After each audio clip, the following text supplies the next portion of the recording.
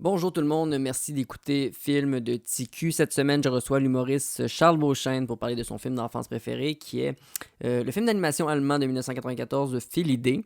On revient également sur l'Olivier que Charles a gagné avec son podcast Les pires moments de l'histoire, et aussi on parle de son numéro qu'il a fait lors du Gala des Oliviers dimanche dernier. Grosse conversation sur l'humour, l'histoire de l'humour, la nature humaine, les traumas liés à l'enfance et aussi le médium du dessin animé en général. J'espère sincèrement que vous aimerez cet épisode-là parce que moi, personnellement, j'ai eu du gros fun. Charles aussi, j'imagine. Sur ce, je vous souhaite une bonne écoute. Vous écoutez Film de Petit Cul avec Michael Labranche. Charles Beauchesne, salut! Allô, c'est un plaisir. Bonjour, Michael. Merci d'avoir accepté mon invitation à Film de TQ. Je suis content de t'avoir. Je suis un fan, premièrement, de ton podcast, Les pires moments de l'histoire. Merci, c'est gentil.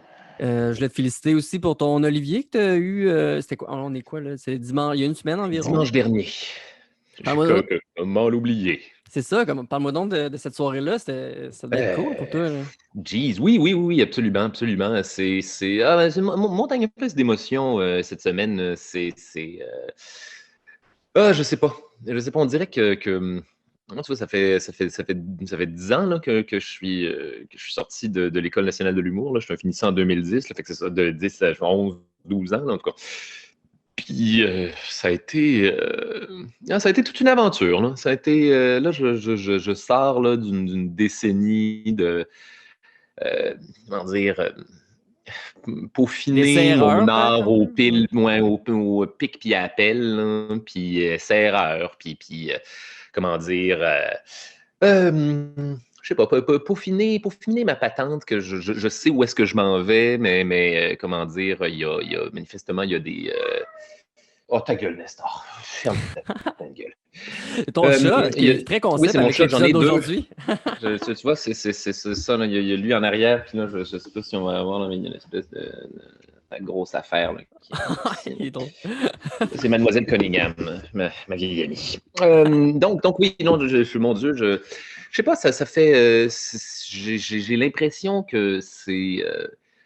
Depuis les 2 dernières années, depuis que j'ai sorti le podcast, j'ai comme soudainement genre des tapes dans le dos, puis mon Dieu, de la reconnaissance de la part du milieu. Et faut croire que je suis pas habitué, en fait. Je me suis, à travers les années, je pense que je me suis genre embarré dans une espèce de, je fais pas ça pour, je fais pas ça pour la reconnaissance. Je suis Hmm. pas humoriste pour devenir une vedette. Je suis pas humoriste Est-ce que tu disais comment à un dire. moment donné, est-ce que je suis condamné à être underground par ce que je fais? Puis là, à un moment donné, tu as trouvé le médium du podcast, puis ça a comme rejoint tellement de monde en même temps que tu as fait What? Ah, tu vois, j'aime ça, la façon dont, de la façon dont je l'ai dit, manifestement dans le passé. Là, Non, mais j'avais fait la paix avec ça. Là. J'avais fait la paix avec l'idée là, d'être un artiste underground. Puis il y a plein d'artistes. Je veux dire, la plupart des artistes pour qui j'ai énormément de respect sont des artistes underground. Puis je pense pas que ce soit une mauvaise façon d'être, de faire son art. Là. Puis j'avais fait, tu vois, c'est ça, j'avais fait la paix avec ça. Et la première affaire que tu apprends, c'est que la seconde où tu fais la paix avec ça, puis t'entorches, là, tu fais les affaires pour toi, tu les fais pas pour les autres, puis là tes particularités se mettent à shiner, puis la première affaire que tu sais, c'est que voilà, C'est le genre les d'affaires gens qu'on aiment ça, entend ça souvent. marche. Tu sais, c'est le genre d'affaires qui est cliché un peu de dire sois toi-même et le ciel t'aidera. Puis là, finalement, C'est c'est vraiment bel ça. et bien ça. Je veux pas. C'est plate, hein, là, j'arrive, mais oui, mais non, c'est cliché puis poche de même. Il faut s'amuser dans la vie. Il Puis y a quand surtout même en eu un art, gros en fait. travail. Tu sais, je veux dire, tu l'as dit, ça fait Oui, 11 ans que tu fais ça. Tu avais ton show avant. Charles Beauchesne explique la peste noire, c'est ça? la peste noire, j'en avais deux. Écoute, j'ai deux one-man shows. J'ai deux conférences historiques. Je sais, je faisais les. Excuse-moi, les chats font du grabuge. Tu sais, j'avais un. Tu sais quoi, j'ai l'impression, mon impression face à tout ça, c'est que c'était nécessaire que ça prenne 10 ans. C'est comment dire, j'aurais pas, Je pense que pas que mon projet de podcast aurait été aussi aurait rayonné de la même manière s'il n'y avait pas eu 10 ans d'apprentissage de stand-up derrière ça, puis d'exploration aussi. Tu sais, j'aurais pas fait. Mon Dieu, le podcast il est né, entre autres, de ma conférence Charles Beauchesne parle de la peste noire pendant 60 minutes. Puis ça, à un moment donné, c'est une affaire que j'ai essayé parce que j'avais pas de one-man show de stand-up à sortir cette année-là. Je suis comme, ah non, tu sais quoi, je pourrais pas tenter je pourrais faire un spectacle concept, tiens, ça me ferait plaisir. Puis tu sais, essai-erreur, puis bordel de merde. Qu'est-ce que c'est que ça? Désolé, là, je sais même pas où est-ce qu'il est, je l'entends juste courir comme un mongol. Ok, parfait, c'est juste moi dans ce cas-là. Mais non, c'est ça, Puis moi qui ai peaufiné aussi, je pense, ma façon de me vendre moi-même, de vendre ma personnalité, de qu'est-ce qui est attirant chez moi en stand-up, qu'est-ce qui est attirant chez moi en humour, qu'est-ce qui est turn-off chez moi en humour, que ça t'apprends ça, je veux dire, en te plantant, pas, là, puis mon Dieu, c'est merveilleux et essentiel de se planter. Est-ce que dans la vie de tous les jours, tu es quelqu'un qui explique les choses historiques à ton entourage, mettons, puis tu rajoutes des petits gags? Non, Okay. je me trouverais. Je me trouverais beaucoup trop chiant, en fait. Sans avoir, là, ça me prend la plateforme pour ça maintenant, pour expliquer ces affaires-là. Sinon, j'ai souvent été ce gars-là. J'ai jadis souvent été ce gars-là. Puis tu vois, au fur et à mesure que les affaires avançaient, je suis comme, ah, tu sais quoi, je pense que comment dire, la vraie bonne façon de le faire, manifestement, c'est de me trouver une plateforme où faire ça, puis de me trouver puis ça fait que j'ai pu, en tout cas, c'est plus. Je ressens, au fur et à mesure que je fais les pires moments de l'histoire, on dirait que je ressens de moins en moins le besoin de jaser de ces affaires-là aux gens. Puis au contraire, c'est le monde qui vient me dire, hey Charles, peux-tu me parler du massacre de la Saint-Barthélemy? Ouais, là, vous pouvez aller écouter le podcast. Là, puis, voilà, c'est ça. Je l'ai exorcisé. Là. J'ai parlé de ce qui me fascinait. Mais c'est ça l'affaire. Je suis passionné, l'histoire me fascine, les gens, les humains me fascinent. Puis j'aime ça. Moi, j'aime ça, j'aime ça en parler avec passion, puis je pense que naturellement, le parcours m'a amené à faire ça, à mélanger ça avec les apprentissages que j'ai faits en humour aussi, puis écoute, si tu me demandes la clé de l'olivier là, en ce moment, là, je pense que c'est vraiment juste d'avoir du fun, puis d'aimer son sujet, puis d'aimer son art, puis Mais en plus, tu as de l'inspiration à l'infini avec un sujet de même. Fini. On est les. C'est ça qui est fabuleux et puis que je trouve qui est le clash qui est intéressant dans ce que je fais. En tout cas, moi, ce qui me fascine, c'est qu'on est les mêmes humains. On est les mêmes humains là, qu'au Moyen Âge, en Antiquité, au 19e siècle, avec pas mal les mêmes défauts, le même ego, le même hubris, la même jalousie, la même cruauté, on est capable de très bonnes choses aussi, on est capable de faire magnifique. Mais c'est le fun à parler dans un podcast des pires moments de l'histoire. Oui, ben, des fois, ça rafraîchit. Des fois, il faut que je prenne le temps de faire comme, ah, attendez, by the way, là, je veux dire, on n'est pas. J'ai pas une approche, comment dire, nihiliste ou, voyons, misanthrope dans tout ça. Je suis surtout fasciné par nos défauts, puis par le fait qu'on est imparfait. Et le fait d'être imparfait nous rend fascinants. Puis j'ai l'impression que genre un des attraits, c'est d'écouter ça, puis de se reconnaître, nous, en tant qu'humains du 21e siècle, face à des gens qui sont depuis lentement décédés. Puis, on dit souvent dans des clichés comme, voyons, celui qui ne connaît pas l'histoire est condamné à la répéter, puis un paquet de trucs comme ça. Oui, j'aurais tendance à dire ça. Là. On est la même chose, puis les possibilités du passé, je veux dire, les erreurs qu'on a faites dans le passé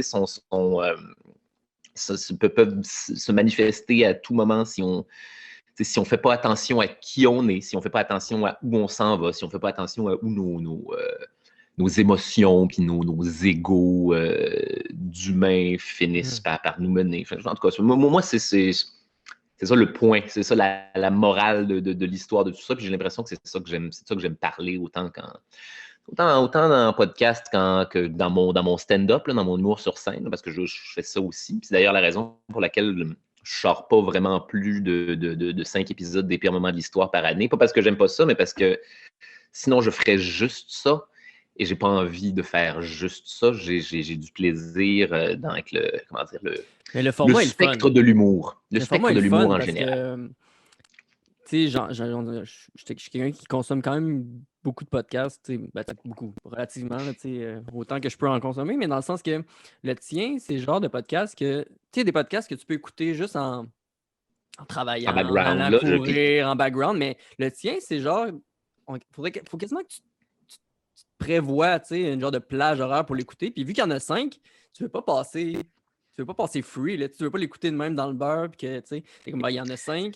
Ça fait 1 an que j'attends l'autre saison, fait que je vais l'écouter attentivement, tu sais. Fait que je trouve que ça force l'auditeur à vraiment porter attention à ce que tu dis, puis tu sais. je me fais dire, c'est en tout cas, un très beau compliment quand on me parle du potentiel de réécoutabilité aussi. Mhm. Je réalise que, je veux dire, autant puis ça, c'est pas quelque chose qui était prévu, là, mais je réalise que je veux, comment dire, je veux tellement tout synthétiser dans le podcast, tous les aspects que je trouve fascinants sur un sujet donné, que je me rends compte que c'est pas quelque chose que tu peux tout absorber one shot nécessairement Mhm. à la première écoute. Et je réalise que ça donne. Les gens me disent souvent, genre, ah, là, j'écoute les épisodes 2, 3, 4, 5 fois, puis je comprends des nouvelles affaires à toutes les fois, puis les jokes reviennent me faire rire.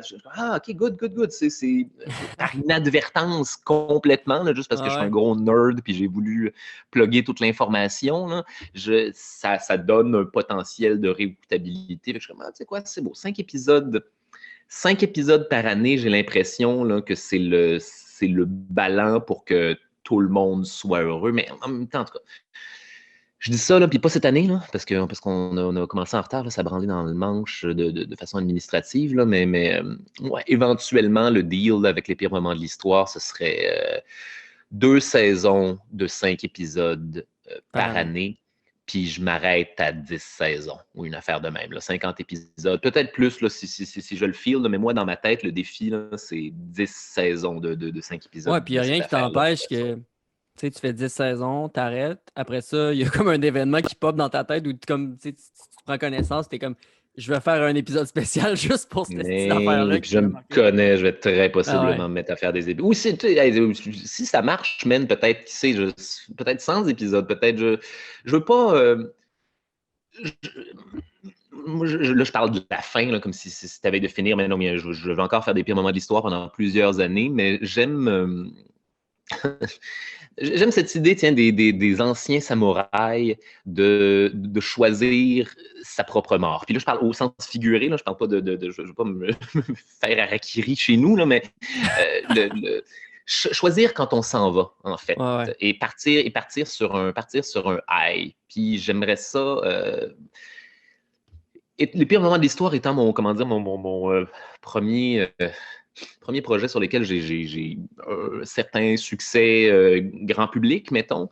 Je me dis, OK, maintenant, le deal, c'est pas continuer ça jusqu'à ce que les gens se disent, je préférais les premières saisons où le Pas étirer la concept sauce, là. s'essouffle Ouais. ou jump the shark ou je veux pas jump the shark avec les pires moments de l'histoire. Je veux m'en aller quand ce sera fini, quand j'aurai plus le jus, quand j'aurai plus l'énergie de le faire, ou que j'aurai juste envie de faire autre chose. Et Mhm. après ça, tu ah non, c'est beau, c'était 10 épisodes, puis ils ont tous été faits avec la même dose d'amour, puis de passion, puis ils sont dans le coffre-fort, puis on peut les réécouter, puis après ça, c'est ça, transférer cet amour-là, puis cette passion. Bref, en réponse à la question, l'Olivier, là, la façon dont je le vis, là, je pense que c'est une des rares fois que j'ai en carrière que j'ai, voyons, que je vis comme ça de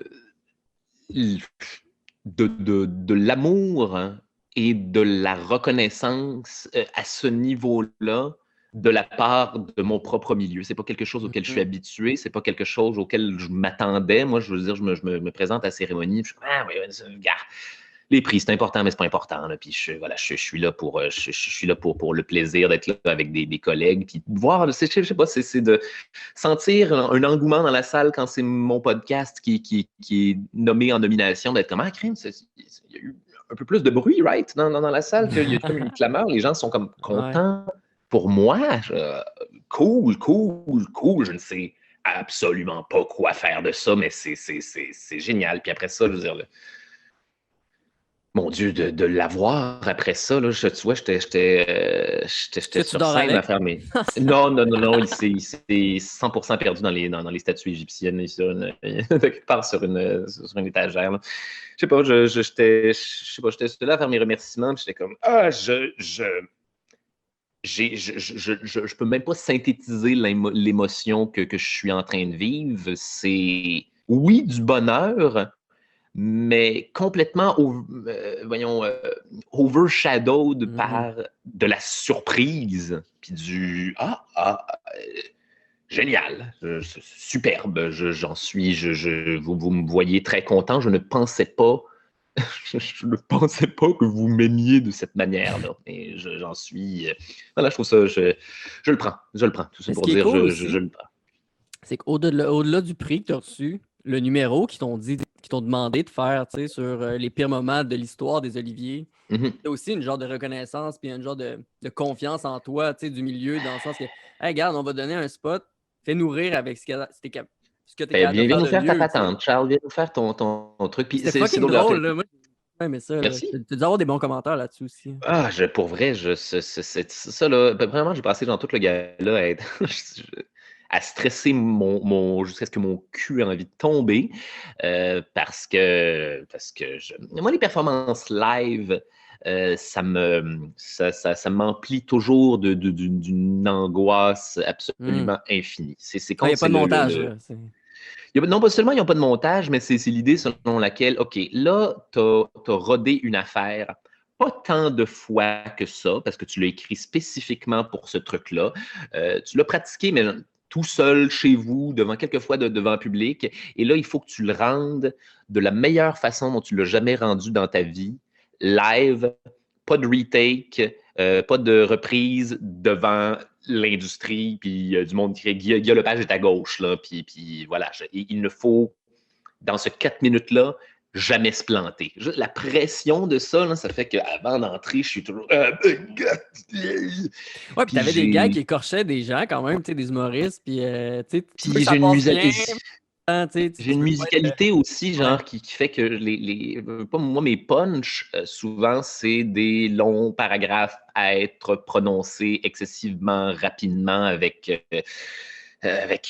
une bonne élocution, puis des fois, je m'enfarge dedans. Des fois, je m'enfarge dans ces performances-là. Là, c'est facile de s'enfarger dedans. Je suis comme, la game est à hard pour quelque chose que je suis censé bien faire juste une fois live. Fait que là, pendant le gala, j'ai vraiment hâte de faire mon number, en tout cas. Je ne pensais même pas.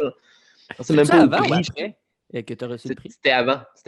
Dieu merci, c'était avant. C'est ça. Ça m'a permis de comment dire, prioriser les stress. Là. Je pensais zéro au prix tout le long du gala. Les gens gagnent des prix, puis moi, éventuellement, là, je vais être en nomination. Là, mais là, il faut que j'appelle un number devant live aux Oliviers. Puis, parce que tu chies ça, puis tu gagnes le prix après. C'est comme... Oui, c'est ça. Genre... en même temps, là, c'est comme les gens qui ont vu. Ça avait été un bid. Et si je m'étais planté dans ce number-là, puis après ça, je gagne. Des fois, ça va. Des fois, j'ai l'air de le petit plouc. Ouais, c'est ça. En même temps, t'aurais pu l'accuser, puis ça aurait pu créer un autre bon moment. Mais écoute, finalement, toi, t'as bien été. J'ai eu le double bon scénario. Man, c'est OK, cool. Double bon scénario. Oui, je suis content. Je suis surtout soulagé, en fait.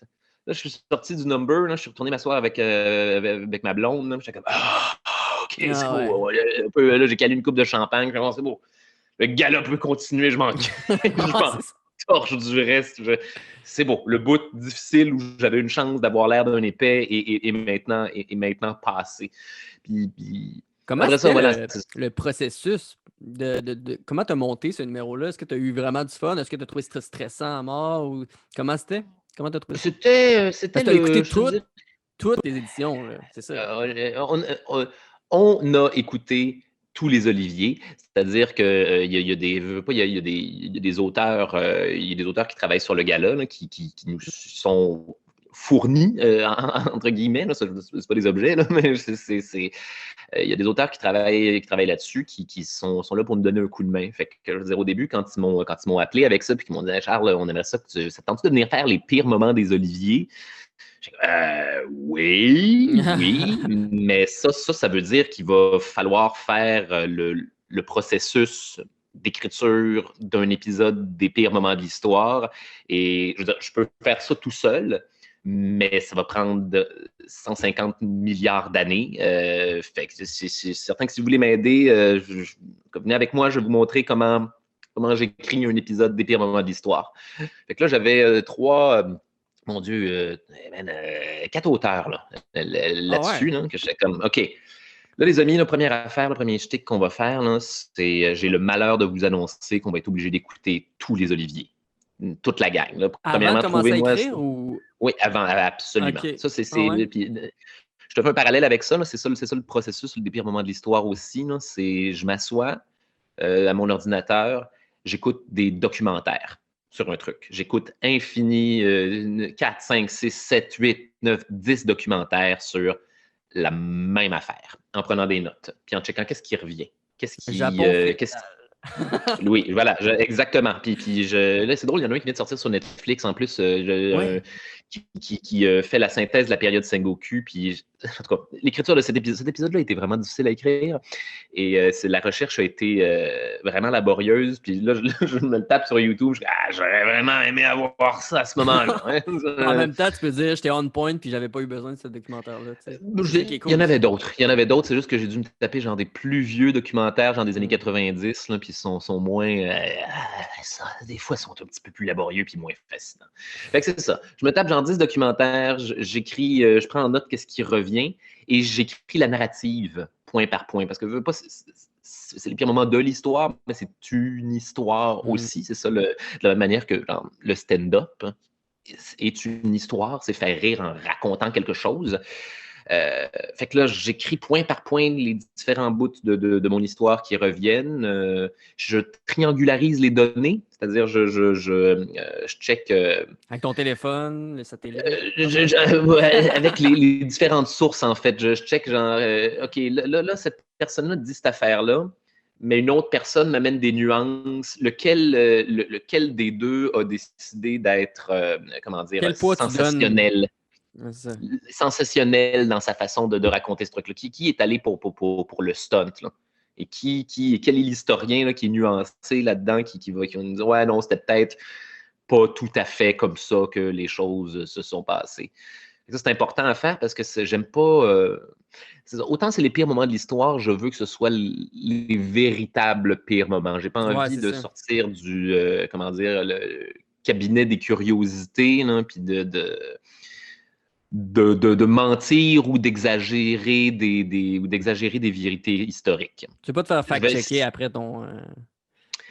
c'est Quelqu'un pour ça arrive qu'après et dit une hey, dizaine de documentaires, je te dirais, là, après ça, je m'en vais sur genre Encyclopédie Britannica ou Wikipédia, mais à la fin, Wikipédia, c'est vraiment le dernier, juste pour checker l'ensemble de l'histoire, puis faire c'est bon, ça j'ai ça, ça j'ai ça, ça j'ai ça qui me certifie cette affaire. Wikipédia, c'est une grosse crise de synthèse, là. C'est génial pour ça. Je dis, OK, c'est bon, je l'avais ça, j'avais compris ça de la bonne manière.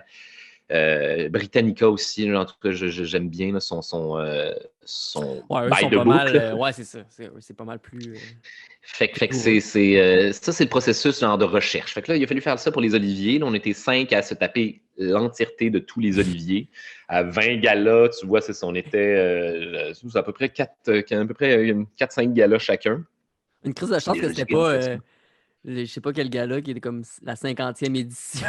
Moi, ça a commencé en 99, tu sais, t'avais 20 Mais, ans. mais, mais, genre, Déjà là, c'est beaucoup, là, tu sais. on a été chanceux parce qu'on s'est, de la façon dont on s'est fait ça, en fait, on s'est pas limité à une période en particulier. On s'est donné genre un gala des années 90, un gala des années 2000, un gala des années 2010, puis genre écoutez-en de différentes époques, là, parce que, hey, mais en tout cas, les galas des années 2000, man, c'était laborieux, là. C'était Ouais. vraiment une autre époque en humour. On était, je sais pas, L'affaire du sous-sol de Mario Jean, je m'en souvenais. Quand j'étais jeune, je me souvenais d'avoir écouté ça. J'étais comme, oh ah oui, ouais. moi aussi, Avec le bar, tu vois, genre, tu sais. Il y avait comme un bar dans le Patrick Huard sous-sol. et Martin Matt sont Ouais. allés se battre, là. Ouais, c'est Oui, ça. oui, Ça, c'est c'est ça. légendaire. Et voilà, c'est ça, on s'est tapé genre 5 épisodes chacun, puis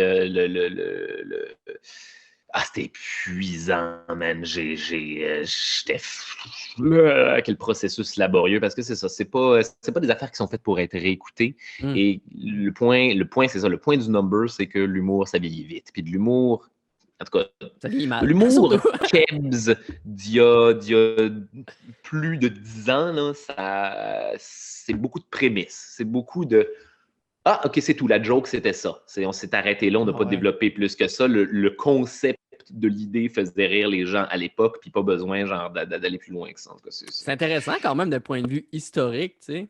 Oui, L'évolution de oui. l'humour.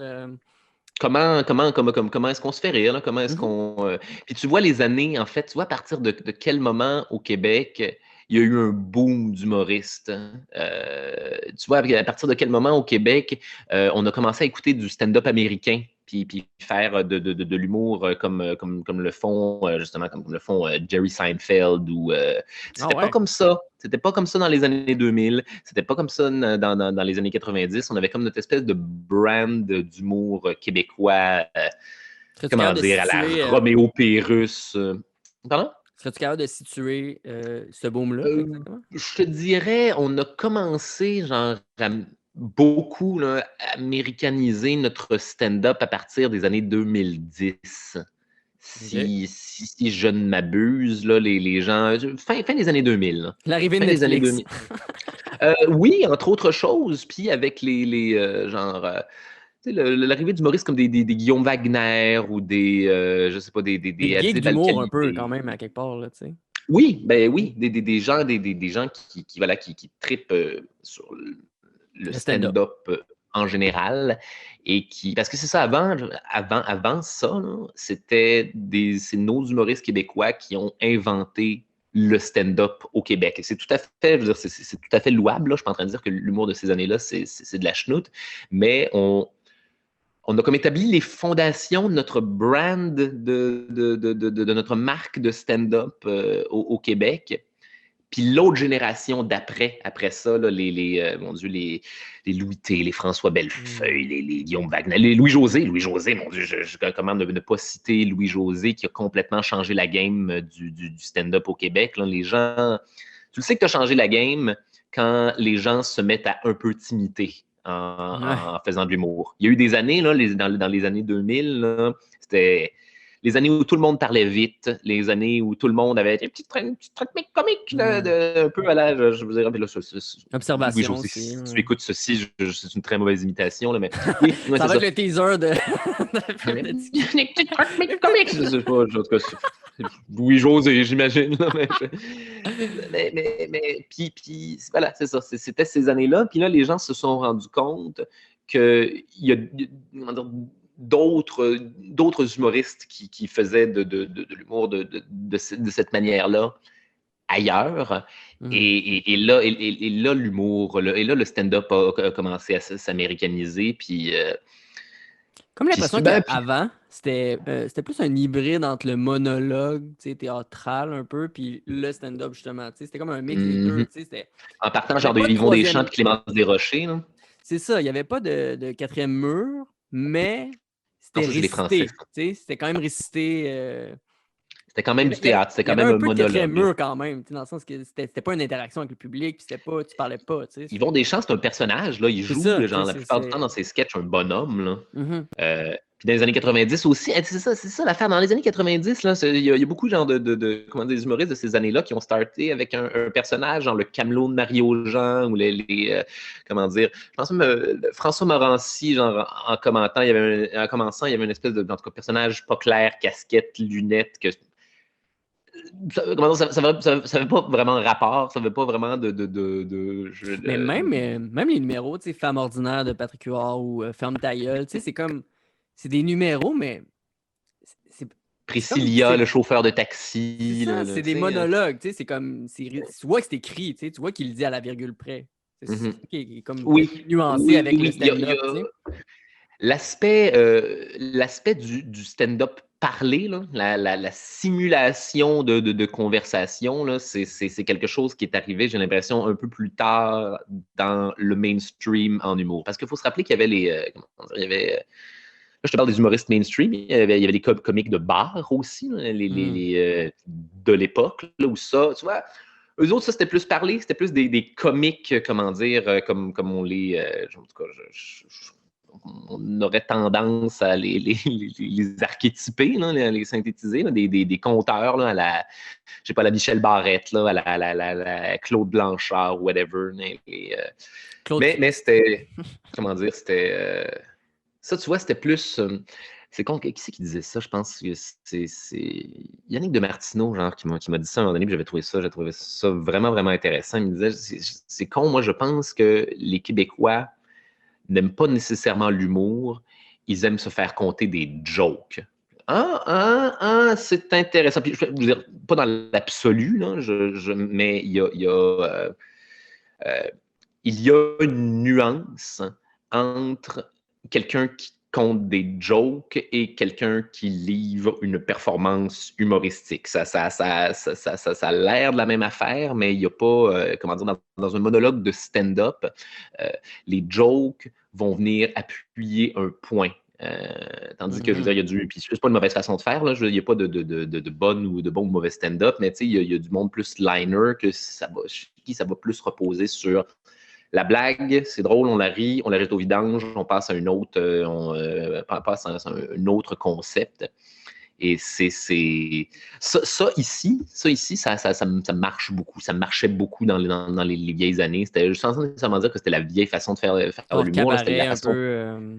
Oui, cabaret, nœud papillon, stand-up. T'es pas obligé de te concentrer trop. Les jokes en ligne. Jokes de rue un peu, ouais. Oui, corpo, c'est une façon de le dire, c'est corporatif. Là, il y a des humoristes qui s'en tirent beaucoup mieux dans des spectacles comme ça, corpo, que d'autres. Moi, tu vois, pour moi, c'est un cauchemar, là, les spectacles corporatifs. J'imagine dans un club de golf faire la peste noire. C'est de la faute de personne, là. C'est vraiment juste un cas je suis même dans mon stand-up, il faut que tu te concentres sur ce que je te dis. Je vais te conter une histoire, puis j'ai un débit rapide, puis si tu n'écoutes pas, si tu es en train de manger du spag, si tu t'en crisses, si tu me cales quelque chose, tu vas perdre la fraction du speech nécessaire à comprendre le mood humoristique de cette affaire-là, puis après ça, pour moi, c'est terminé. C'est pour ça que on va aimer genre, en mode corporatif des humoristes avec des guitares, des humoristes qui comptent de liners, là, que c'est quick. Voilà. Tout dépend de ton public l'audience du public, c'est ça, de la façon dont du public qui va venir t'écouter, puis des circonstances de ces affaires-là, puis c'est ce qui va faire que je veux dire, il y a certains stand-up qui fonctionnent mieux dans certaines situations et d'autres qui fonctionnent mieux dans d'autres. De la même manière que, je sais pas, moi j'ai déjà vu du monde qui était mon Dieu, des kick-ass humoristes dans les bars, dans les endroits où les gens sont rowdy, dans les endroits où les gens te répondent, dans les endroits où il faut être, comment dire, faut être quick sur tes patins, puis rejaser au monde, revenir dans ton stand-up, ressortir, faire de l'impro, faire du crowd work, revenir dans ton matériel. Puis faut arriver pas que tu leur laisses ça, du temps. Ça me fait penser un peu quand j'étais animateur de talent de jeu. Faut pas que tu laisses du temps aux enfants, sinon il y en a un qui calisse un coup de poing sur la gueule à l'autre. Faut pas que tu donnes de temps de répit ou de. Ça dépend des places, mais il y a des places où c'est comme ça. C'est Il y ça. a des places où c'est comme ça, puis ils ont pas. Puis c'est correct, là. Je veux dire, on n'a pas toute le même, la même idée d'une bonne soirée, là. Mais voilà. Et ça, tu vois, dans les endroits où comment dire, les humoristes imposent un rythme un peu plus patient, un rythme où il va y avoir des silences, où il faut écouter, où il faut embarquer dans la vibe. Ça, tu vois, quand les gens se syntonisent dans ce mood-là, après ça, genre, quelqu'un avec en mode un peu plus liner ou en mode un peu plus humoriste Décontracté un peu. bar, mettons, là, va avoir plus de difficultés. Mhm. Je l'ai déjà vu arriver. C'est ça l'affaire, c'est qu'on a tout plus ou moins de difficultés, dépendamment du public, et tout ça est absolument normal parce qu'on ne fait pas la même Un type affaire. Et, d'humour. Ben oui, c'est ça. Il y a mais- plusieurs types et d'humour. on a fait l'erreur souvent là, dans le passé, je pense, de tout mettre l'humour dans le même pot, là, dans le même gros pot. C'est de l'humour, c'est tout, je veux dire, Laurent Paquin puis André Sauvé, c'est la même affaire. C'est tout de l'humour. Non, non, c'est Hmm. comme dire que toute la musique, c'est la même affaire. Non, il y a du monde qui C'est aime. drôle que tu dises ça parce que je me rappelle plus à qui j'en parlais il y a pas longtemps. Je pense que c'est dans mon dernier épisode avec Pierre-Bruno Rivard, justement, on parlait de ça, tu sais, de la- ce discours-là, de comparer un peu l'humour à la musique en disant il y a plusieurs styles, il y a plusieurs genres. Tu sais, c'est comme si Mais ça devient récurrent. Tu sais, on dirait qu'il y a de plus en plus de monde qui ont ce discours-là, puis les geeks d'humour aussi l'ont, puis le public s'adapte à ça. Puis c'est pas, même si tu tripes sur l'humour, tu tripes pas sur tous les types d'humour, c'est impossible. Mais oui, mais c'est normal, mon Dieu. Il n'y a rien de plus subjectif et personnel que les choses qui te font rire, là. Mhm. Ouais, c'est vrai, c'est clair. Moi, ma job là, en tant que stand-up, là, c'est d'aller dans moi, là, trouver dans mon humanité des affaires que je trouve drôles et les emballer pour que ça vienne syntoniser la même réflexion ou la même surprise chez un maximum de gens. Mais en tout cas, on n'a pas toutes les mêmes expériences, on n'a pas toutes le même.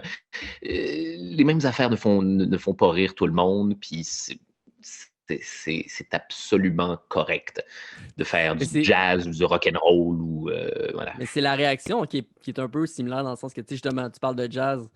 Quelqu'un qui aime pas le jazz puis écoute du jazz va être en tabarnak d'écouter du jazz. Mais c'est Mike Ward qui disait Mais ça, tu sais, avec les Denis de relais. Tu sais, ceux qui aiment pas les Denis de relais détestent les Denis de relais puis ils ils veulent haïssent. tuer du monde à côté d'eux quand Eh ils oui. entendent ça. Ils sont là, voyons, Hey, tabarnak, c'est pas les drôle ça. Denis, ils ont Hein. dû être Ben oui. patients, là. Les Denis, là, Ouais. ils se sont frottés là, à des publics sans merci. Là. Ils sont encore ici aujourd'hui, plus créatifs que jamais. Voilà. Ah ouais. L'affaire en humour, j'ai l'impression, là, c'est que on te confronte souvent à des publics, et c'est ta job d'aller les séduire plutôt que eux autres de faire comme d'aller fouiller puis de faire je vais prendre celui-là parce que je l'aime. C'est dans la façon dont c'est marketé ou dont du moins l'humour s'était vendu. De moins en moins maintenant, là, mais à l'époque où il fallait faire ses preuves dans des bars, là, c'est là que tu ne choisis pas le public. Là. C'est Mhm. le public qui te voit, qui Ouais. décide de te choisir au fur et à mesure que tu fais tes affaires. Fait que c'est. Très Pour du monde démocratique. comme moi, qu'est-ce que tu dis? Il dit très démocratique. Ben, oui, veux pas. Puis c'est ce qui fait que c'est ce qui fait que tu te plantes et que tu apprends. Mhm. T'es comme, ah, OK, là, tu vois, là, j'ai eu cette partie-là du public. Génial. Est-ce que je veux avoir l'autre partie? Et si je veux avoir l'autre partie, comment je fais? Où est-ce que je les ai perdus? Qu'est-ce qui les a fait chier? Qu'est-ce qu'ils n'ont pas aimé de ma personnalité ou quoi que ce soit? Fait que là, tu peaufines au fur et à mesure. Là, puis tu te mets à avoir une espèce de. En tout cas, à un moment donné, tu te mets à Terrain de avoir jeu. une moyenne au Ouais. bâton statistiquement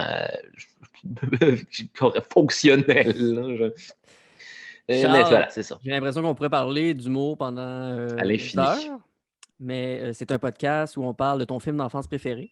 qui Oui, est monsieur. L'idée, qui est un film Oui. d'animation allemand de 1994. Et je m'attendais à rien de moins de toi. Quand je t'ai demandé c'est quoi ton film préféré, je me suis dit, OK, on va y aller avec ça. J'ai jamais entendu parler de ce film-là, qui est très bon. Je l'ai écouté ce matin, puis j'ai adoré ça.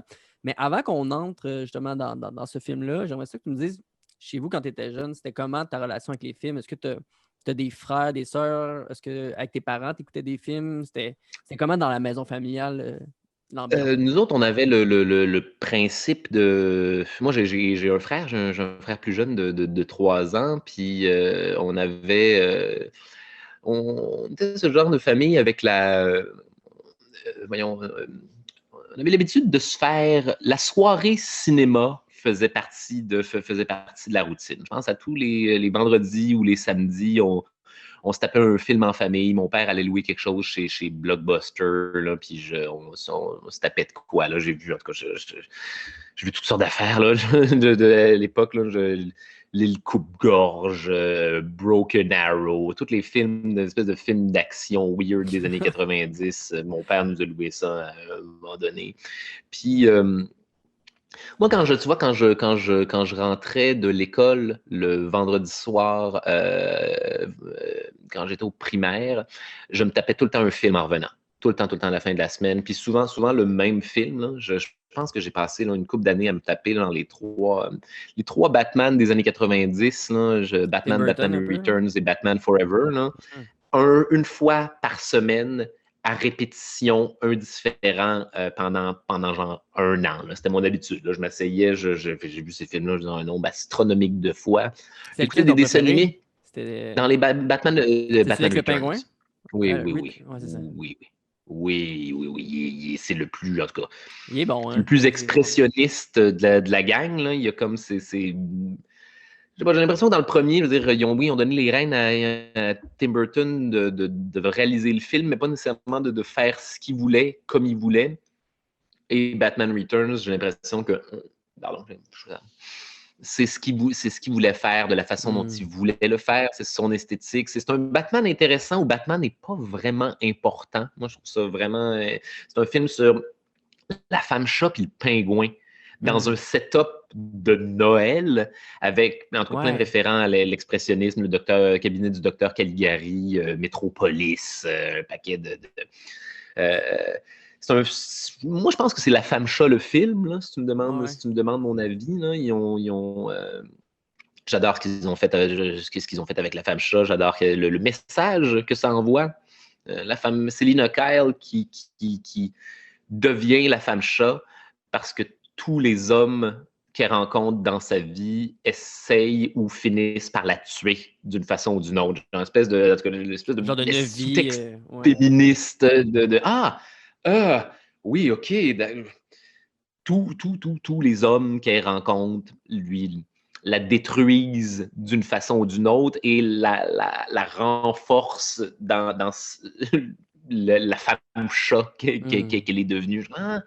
C'est intéressant comme sous-texte. Le pingouin, j'aime ce qu'ils ont fait. J'adore ce qu'ils ont fait au pingouin, man. On prend un méchant qui était un peu plate, même à la base, là, qui était un peu une espèce de kingpin, là, une espèce de parrain de la mafia avec un chapeau de forme dans un club à thématique de Groenland. Là. Puis, OK, ouais. OK, donc maintenant, là Tim Burton m'en fait voyons, Quasiment un hybride, là, tu sais. un Comme il bouffe les freak. poissons. C'est un personnage de cabinet des curiosités. Là. Il était dans un cirque, dans voyons, le cabinet des curiosités, le mystérieux homme-oiseau. Il est à moitié pingouin, il mange du poisson. Il vomit tout le temps. Toutes les fois qu'il parle, il est toujours en train de vomir de la bile verte. Ouais.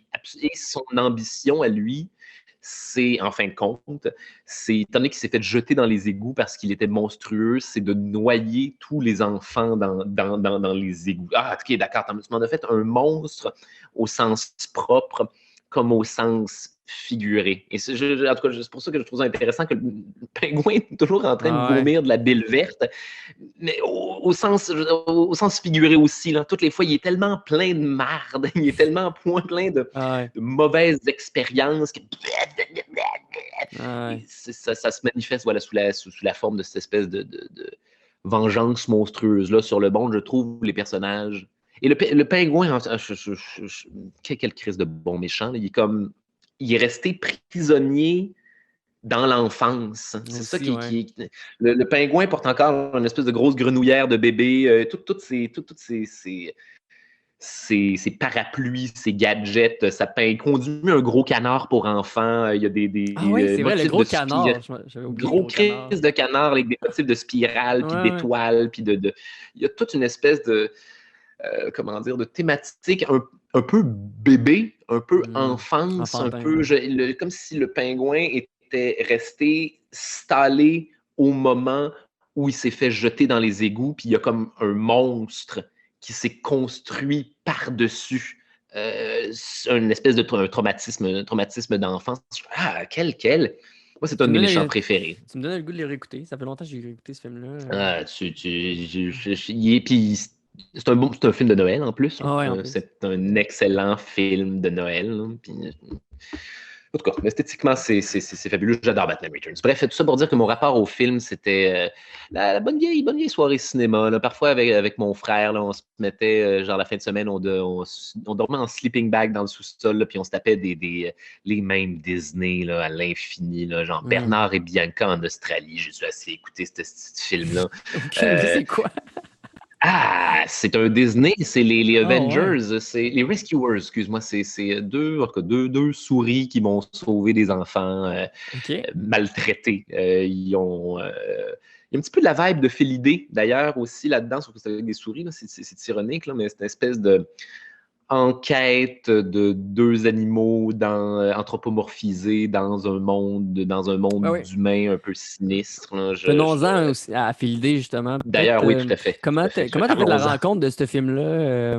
Puis peut-être nous faire un petit résumé de c'est quoi en même temps Oui. le Fais film. l'idée. C'est un polar. C'est un film, c'est une enquête de détective privé basée sur un livre allemand de la fin des années 80, début des années 90, Fais l'idée, qui raconte grosso modo voyons, c'est une enquête pour meurtre. C'est un cas de tueur en série, mais dont le détective est un chat.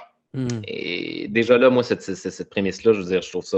Premièrement, j'adore les polars, j'adore les détectives privés. C'est des films qui me fascinent. J'aime la structure, j'aime la game d'échecs mentale, j'aime la chasse à l'homme. Bon vieux film de tueur en série, là, la Seven, là, Hmm. et là, tu me twistes ça, tu fais juste me twister la prémisse de base, comme quoi, oui, tous ces éléments-là que vous connaissez, genre de tous les films les thrillers de tueurs en série que vous avez vus, mais dans un monde de chats, à peine anthropomorphisés. Genre, les Hmm. chats ne portent pas de costume, c'est pas des chats dans un monde où ils C'est pas conduisent des Cats, là. voitures, c'est pas Zootopia. Tu Ouais, sais, c'est ça. non, c'est des chats je veux dire, qui ont des vies de félins, des humains autour d'eux, des maîtres, qui vivent dans leur, leur vie de chat parmi les humains, l'espèce de contrat social que nous, on a conclu avec les chats jadis. Moi, j'adore, j'aime les chats, j'aime beaucoup les chats dans la vie et T'en as j'aime deux beaucoup d'ailleurs qui font. J'en ai deux d'ailleurs qui font du bruit. Euh, mais j'aime la relation qu'on a avec les chats. Je veux dire, c'est des animaux qu'on a domestiqués pour les vénérer. Hmm. Jadis, là, en Égypte antique, là, c'est de là que nous vient la domestication des chats, là. Les chats, voilà, c'est un animal africain que les Égyptiens se sont mis à déifier. Et j'ai l'impression qu'aujourd'hui encore, il y a un petit peu de ça dans notre relation avec les chats. C'est des animaux qui sont, la plupart du temps, des trous de cul avec tout le monde. Les chats sont des enfoirés, ils font C'est ce qu'ils genre veulent. Et l'animal le plus les... nocif pour un quartier. Genre, pour la biodiversité, c'est genre l'animal le plus nocif parce qu'il tue tout ce qu'il voit. C'est le pire prédateur. Et pour le Oui, c'est plaisir, ça. les chats tuent pour le plaisir. C'est même pas qu'ils ont besoin de manger ou quoi que ce soit. C'est leur instinct psychopathe naturel qui dit, ah, il faut que je sais pas, c'est important de tuer des affaires aujourd'hui. Là, ça fait partie de ma nature. Et ils sont moins domestiqués que les chiens. Les chiens, ça fait depuis beaucoup plus longtemps que les chats qu'on les élève, qu'on les transforme génétiquement, qu'on reproduit chez eux des caractéristiques de loyauté et comment dire, afin de créer le meilleur. On dit que c'est le meilleur ami de l'homme, mais on a créé notre Le propre meilleur. meilleur ami avec le chien, en reproduisant des loups qui n'avaient pas peur de l'homme et qui étaient domesticables. Et en reproduisant ces caractéristiques-là, génétiques-là, au fur et à mesure, Mm.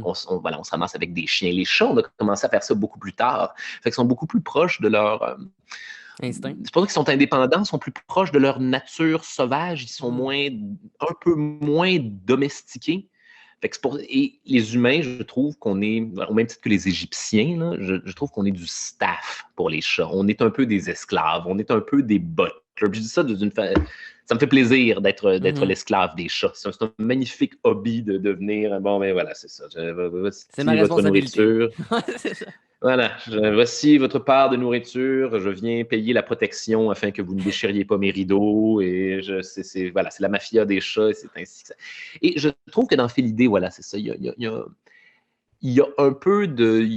Je trouve que c'est un aspect de la psychologie des chats, de Mhm. la psychologie féline qui est omniprésent et voilà, il est bien représenté et intéressant dans un monde comme ça, dans comment dire, dans l'univers fantastique de la prémisse de cette enquête policière-là. Fait que c'est Francis, notre bon Oui. Yanni Francis, un chat d'appartement qui vient de déménager dans un nouveau quartier avec son maître qui est en tout cas, une espèce de gros loser qui avait une maîtrise en égyptologie puis En qui finalement archéologie, ouais, c'est ça. finalement, il écrit des romans à l'eau de rose voilà, pour des magazines. Puis même Francis est comme, oui, Il y a des bas, il y a des bas dans ses sandales. il y a C'est des bas genre dans ses une des sandales. premières C'est scènes, tout ce on est qu'on comme, voit. voyons, câlisse, c'est quoi ça?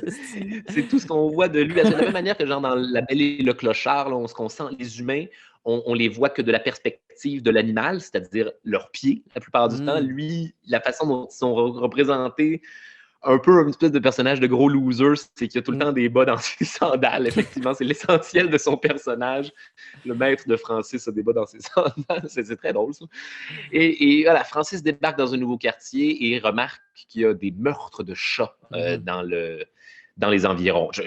Premièrement, c'est pas quelque chose de si farfelu que ça. Il y a Hmm. des quartiers où il y a des meurtres de chats. Moi, je veux dire, ma grosse chatte blanche, là, ses frères et sœurs ont la plupart, je pense que c'est la dernière de sa portée qui reste, la plupart d'entre eux, des frères et sœurs, c'était des chats qui sortaient à l'extérieur et qui se sont fait avoir soit par le froid ou par des tueurs de chats, des Hmm. bons vieux individus qui gunnent des chats, qui shootent des chats au BB gun ou qui ont Il y en besoin de... avait un à Québec il n'y a pas si longtemps, je me souviens, proche de je sais Il y pas a où. du monde qui ont besoin de Ouais. torturer des animaux. Fait que là, tu as Francis, là, notre bon vieux détective chat, là, qui tombe sur un premier meurtre de chat dans sa cour, voilà, qui décide de résoudre cette enquête-là en compagnie de Barbe Barbe bleue. Bleue, qui est un espèce de en tout cas, gros crise de chat à qui manque Borgne. un œil. Ouais, c'est ça. Borgne. Qu'est-ce qui se passe? Tu sais exactement quel genre de policier c'est censé Ouais. être. Là. Barbe Bleue, là, il va porter un trench coat, puis il y a un beigne à moitié C'est mangé, ça, il puis un passe toujours à café. bouffer des poissons, genre, il est comme. Tu poses Même des fois, beaucoup il trop de marche puis il questions. fait juste réciter des choses qu'il aimerait manger. Tu sais, c'est comme Hein? juste. Il me semble que je Oui. mangerais du foie gras. Puis là, l'autre, il est C'est comme, voyons, arrête de penser à manger. Esti, On on a est une enquête de fatigué. meurtre là, à résoudre. Là. C'est le bon vieux policier disgruntled Ouais. who's getting too old for this shit. Là, qui est comme, ah ouais, c'est certain qu'on pourrait courir après un esti de meurtrier, mais on pourrait aller se pogner des beignes aussi. Fait que, voilà, Francis essaie de résoudre ce mystère-là et voilà, il part sur les traces d'un tueur en série de chats avec des segments, mon Dieu, Premièrement, l'enquête est super intéressante. Mm, Tous les aspects du polar de base sont respectés. On se croirait genre dans Millennium ou en mm. tout cas Seven, peu importe. Et il y a des scènes oniriques, il y a des scène de rêve, Oui. beaucoup, qui est un motif récurrent dans ce film-là. Francis rêve à des affaires et moi, c'est qui m'a vendu le film la première fois que je l'ai vu. J'étais sûr Là, que t'allais me dire ça. J'étais sûr que c'était les tes scènes séances, préférées. les séquences de rêve sont magnifiques. Et ça, Mm. quand je l'ai vu dans les années 90, là, que j'étais kid, ou j'étais exposé à ce film-là, je pense que je suis tombé dessus genre à Télé-Québec ou Parce que c'est un film pour adultes. Tu sais, c'est trash quand même, là. Tu sais, ça oui, vise les adultes, ce film-là. oui, mais étrange, tout l'emballage est celui d'un film pour enfants. Ben oui, c'est ça. Jusqu'à ce que tu arrives, Il trap. c'est ça qui est, c'est un piège. C'est un piège, fais l'idée, parce que les 15 premières minutes, man, aucun problème. C'est un bon vieux film pour enfants avec des chats. Puis, oh, là, ok, d'accord, image super graphique d'un chat qui s'est fait déchirer la gorge dans Ben, une cour arrière. Félicité, tu sais, c'est comme sa blonde La d'un chatte soir, la aveugle. chatte aveugle. Quand il la retourne pour voir, parce qu'elle est censée être décédée, parce qu'il s'est fait dire qu'elle était morte, elle est décapitée. Puis tu le Décapité. vois. Elle est T'es comme, décapitée what? du splatter de sang sur le, Ouais. voyons, sur le tapis. Et c'est ça, c'est un film avec un emballage de film pour enfants qui te rappelle sporadiquement avec un coup de poing d'en face que c'est un film pour adultes par moment. On te montre tous Ben, les cadavres de chats, quand ils les retrouvent, sont illustrés de façon mm. excessivement graphique. Et ça, en tout cas, j'aime à l'époque, Ça t'a pas traumatisé, ça? oui, mais j'aime ça être traumatisé comme ça. Ouais. Ça donne des émotions. C'est la première fois, je pense, qu'un dessin animé me faisait peur. Qu'un Mhm. dessin animé avec un emballage aussi enfant me faisait peur et m'inquiétait sur des affaires, il me faisait ressentir de l'angoisse. Puis là, j'étais ailleurs que dans un Disney où je sais pertinemment que tout le monde va bien aller, là, que je sais pertinemment que si mon personnage meurt à la fin, il va revenir, Mm. puis tout le monde, ça va bien se terminer, puis le méchant va tomber dans le feu, puis non. Non, le film d'ailleurs fait un point de ça. Francis, justement, rencontre une chatte aveugle à un moment donné qui l'aide dans l'enquête. Première affaire que tu sais, bang, on la retrouve graphiquement décapitée sur le tapis. Ah, OK, c'est beau. Effet Game of Thrones, en fait, qu'il a raison d'ailleurs pour laquelle la plupart des gens ont aimé Game of Thrones en commençant, C'est qu'on c'est voit. attache-toi à personne. Ne t'attache à Mhm. personne. Tous les gens que tu vas aimer ont des chances de t'être enlevés. Et Mhm. ça, c'est des émotions qui sont super intéressantes, surtout en tant que kid. Moi, c'était la première fois que je faisais face à Mhm. ça. Et ça faisait que mon Mais c'est plaisir. rare, tu sais, c'est rare, c'est les œuvres qui font ça, puis c'est tant mieux dans le sens que on est tellement habitué à quelque chose que ce genre d'œuvre-là, tu sais, comme Phil Day, Game of Thrones, tous ceux qui sortent un peu des normes Disney, tu sais, on va appeler ça comme ça, c'est là que c'est le Avec fun. un emballage C'est comme, similaire. ah, Hein. ok, bon, c'est un peu rafraîchissant, même si c'est fucké à dire pour un film qui parle de meurtre, là, mais genre, Un des films que j'ai failli choisir pour aujourd'hui, d'ailleurs, c'était Watership Down, qui est enfin en français, La Garenne de Watership Down, qui est un film qui m'a fait exactement le même effet, à peu près dans ces années-là. c'est des lapins, hein, c'est ça? Les lapins. Oui, Ouais, c'est c'est ça. une garenne de lapins. C'est de bons vieux scénarios des lapins se sont fait détruire leur terrier commun, une garenne, et Mhm. doivent se trouver une nouvelle maison. Sauf que comment dire, c'est un univers qui te reflète toute l'infinie cruauté du monde dans Animal. lequel vit un lapin. Mhm. Tout peut te tuer constamment, tout est ton prédateur. Puis il y a comme une introduction au début de ce film-là, où en tout cas, avec un autre procédé d'animation, où c'est Dieu qui crée les lapins, puis comme quoi, genre, les lapins se reproduisaient à l'infini, puis ils ont tiré la langue, à Dieu, ou du mot Dieu des lapins.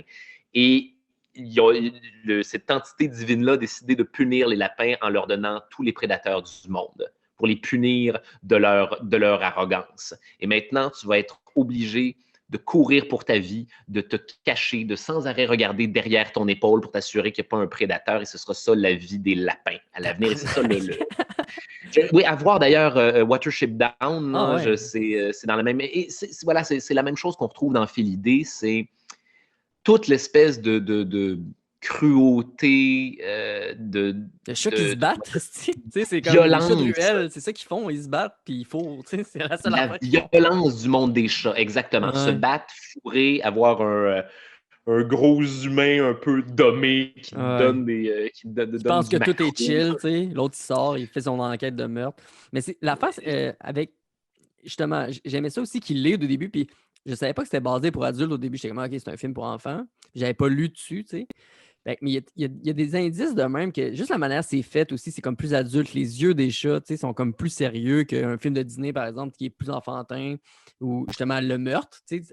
En partant, t'es comme, voyons, calé, c'est un La meurtre. représentation de la violence. C'est un film qui ne Ouais. se cache jamais de la représentation de la violence. Même Jamais, jamais. les leads là, tu sais, de l'enquête, tu sais, tous les adultes savent que, mettons, un tueur en série est souvent, tu sais, il y a des pulsions sexuelles qui sont liées à ça. Enfin, un des premiers indices que lui trouve, c'est que tous les meurtres sont liés par le sexe. Puis tu sais, il le dit, puis t'es comme, Chris, Oui, le c'est pas un meurtrier film pour était enfants, ça, en tabarnak. chaleur. Ouais, Oui, c'est oui, ça. c'est ça. Le meurtrier était en chaleur. Il s'apprêtait à baiser. Je suis comme, oh, puis ça, je l'ai appris. C'est des affaires que j'ai compris sur le tard. Là. Au Mhm. début, je n'avais pas compris à ma première écoute. Là. Ah, ouais, non, OK, effectivement, on est en train d'établir un pont avec genre, Le voilà, modus operandi, là, tu sais. Ouais, c'est ça. les pulsions sexuelles meurtrières d'un espèce de Ted Bundy ou Mhm. Jack l'Éventreur. Exactement ça. Ah! Et là, ça vient ajouter à l'espèce de lourdeur psychologique de toute cette affaire-là. On est en train de faire un. Encore une fois, là, je parlais de ça avec les pires moments tout à l'heure, mais on est en train de faire un point avec. Est-ce qu'on est aussi différent? Est-ce qu'on est si différent que ça des animaux?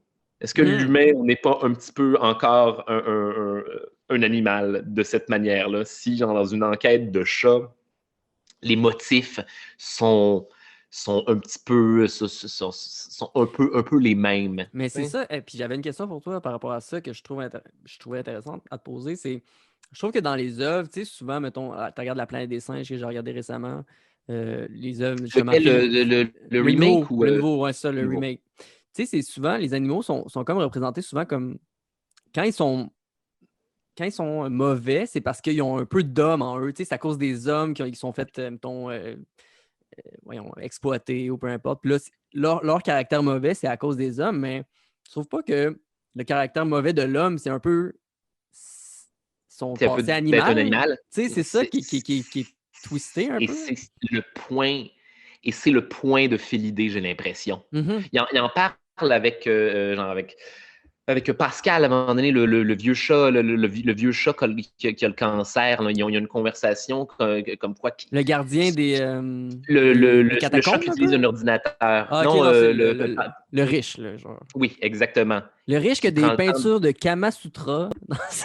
Oui, oui, c'est super graphique là, dans un film. En tout cas, Les humains qui je sais font sur pas. le mur dans un dessin animé, puis t'es comme, ok. Et puis, on parlait justement les catacombes. Là, c'est ça, ils vont visiter genre le chat qui est le gardien des catacombes de chats. Je veille sur les cadavres, tous les chats qui tombent ici. Puis les murs, ça rappelle genre justement les espèces de catacombes italiennes là, où Hmm. les moines ont construit les murs avec des os humains. Là, puis il y a juste genre, des cadavres de chats imbriqués dans les murs ou tous entassés comme des bouquets de fleurs funéraires.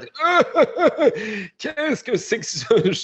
Pourquoi suis-je confronté à cela en tant Ouais, qu'enfant? Les catacombes, le gardien des catacombes, c'est grim en esti.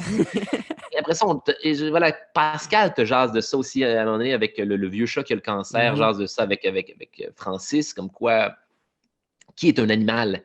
Qui est un animal? Les humains sont un animal. Les humains sont un méchant animal qui demande qu'à nous réduire, nous réduire à l'esclavage, puis comment dire, nous Domestiqué. contrôler, puis Ouais. nous torturer, puis nous faire de nous des animaux de laboratoire. Puis tu vois, il dit ça, et au moment où il dit ça, il est un peu comme nous. Il est à Ben oui, son c'est ça. Il est plus devenu un humain. humain. Ouais, c'est ça. Il est devenu un humain et il critique les humains d'être l'animal le plus diabolique qui soit. Puis là, finalement, serait-il possible qu'il n'y ait, genre, que le point de tout ça, c'est qu'on est. quelle est notre nature? Quelle est notre les humains sont Puis à quel des point elle est est-ce que violente, tu sais, dans le sens que tu oui, regardes voilà. l'histoire, il y a une Est-ce que théorie que la les hommes de nature humaine, c'est la Néandertal, violence? ont été éradiqués par les Homo sapiens parce qu'ils étaient différents, tu sais, ils ont été tués. Tous les Puis Néandertalais ont l'Holocauste, été puis tués. toutes ces choses-là, je dirais, est-ce que la puis il y a beaucoup de parallèles d'ailleurs à l'Holocauste dans Félidé, là. Mmh. Il y a d'ailleurs genre une de mes Religion aussi. séquences de rêve préférées, là, c'est Francis qui tombe sur une marée de Mmh. cadavres de Avec les, chats ouais. de laquelle émerge genre une espèce de Grégor Mendel gigantesque, là, une espèce qui est un prêtre qui est un des pères de la génétique moderne parce qu'il fait des expériences sur il a bouturé des plants de petits pois, je pense, puis ça crée des plantes hybrides. Là, c'est une espèce de gigantesque prêtre catholique qui sort d'une marée de chats morts. Francis, Mmh. la solution à l'énigme est beaucoup plus simple que prévu. Qu'est-ce que vous êtes? Ah, puis il y a des Mais ça, pantins chats, puis t'es comme tabarnak! attends, c'est merveilleux de la façon dont c'est animé. Il Ah ouais, prend c'est beau. sa petite croix sur son veston de prêtre, Mmh. la tape dans ses mains, ça devient des espèces de X pour faire jouer des marionnettes, desquelles tombent des crochets. Et là, il se met à gosser avec genre infini cadavres de chats comme des marionnettes sur un. Là, ça fait référence aussi genre au bouturage des plantes, puis comment dire, à la manipulation génétique, comme quoi, je veux dire, les chats Ah ouais, OK, c'est deep quand même, sont hein. des. Tu sais, j'avais pas ces connaissances-là, puis tu sais, justement, la génétique à la fin, elle est Ça présente entre en ligne aussi. de compte, là. Ouais, c'est ça. Sans spoiler, sans On peut spoiler, divulgacher. là, je pense qu'il y a un film de 1994, si tu l'as pas Ah vu, oui, là. oui, mais je vous dirais pas c'est qui le tueur, là, mais Ouais. voilà, c'est une expérience. On en revient à la génétique. On en revient à la, La race. la nature comment dire, de l'espèce de qui on est. Puis c'est les chats un petit peu qui, dans ce film-là, qui, en tout cas, le tueur en série, son objectif, c'est de ramener les chats à ce qu'ils étaient à l'époque des Égyptiens.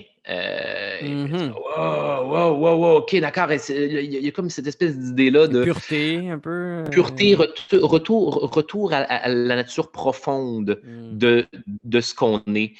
Les chats domestiqués, dans ce film-là, en tout cas, ce chat, le tueur veut revenir à l'aspect sauvage, naturel des chats tels qu'ils étaient vénérés par les Égyptiens. Et sa façon de le faire, c'est par le meurtre, c'est par le contrôle c'est par le contrôle de la reproduction des chats du quartier et le contrôle génétique par le meurtre. Et là, on peut faire le parallèle avec ça à je veux dire, les humains, de la même manière que je veux dire, il est devenu dans notre nature de faire des expériences génétiques sur les animaux, de contrôler la génétique Mhm. par le meurtre aussi. Je veux dire, il y a une Ouais, il y a tout leitmotiv. l'aspect expérience sur les animaux dans le film aussi, On en parle beaucoup, qui fait ça, que c'est un le méchant leitmotiv. est le méchant, finalement, tu sais. C'est ça l'affaire, c'est qu'il Mhm. C'est tout une est dans roue. tout. Ouais, Là, c'est ça. c'est une spirale infinie de méchants qui se sont créés mutuellement. L'humain a créé le chat, qui crée l'humain, qui crée qui crée le chat, Mhm. et il y a comme un désir de sortir de cette espèce de spirale-là. Et la seule façon de sortir de cette spirale-là, c'est d'en revenir à la nature animale, Mhm. finalement, qui est au meurtre. En tout cas, Ouais, et quelle l'affaire est la notre plus nature dans tout basique, ça? dans le fond, tu sais, c'est tuer, manger. Et Tu sais, voilà.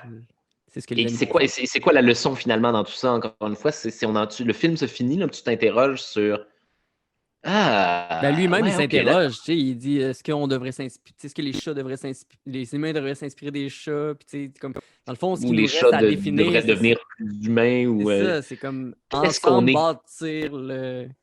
Mais tu t'es Et comme ça, et Francis, tabarnak. d'ailleurs, c'est un chat, je veux dire, c'est un chat, c'est une marionnette, là, c'est une marionnette de chat dans un dessin animé à travers lequel parlent des humains qui s'interrogent sur leur propre nature. Fait que c'est comme une Ouais, espèce c'est de méta en commentaire esti.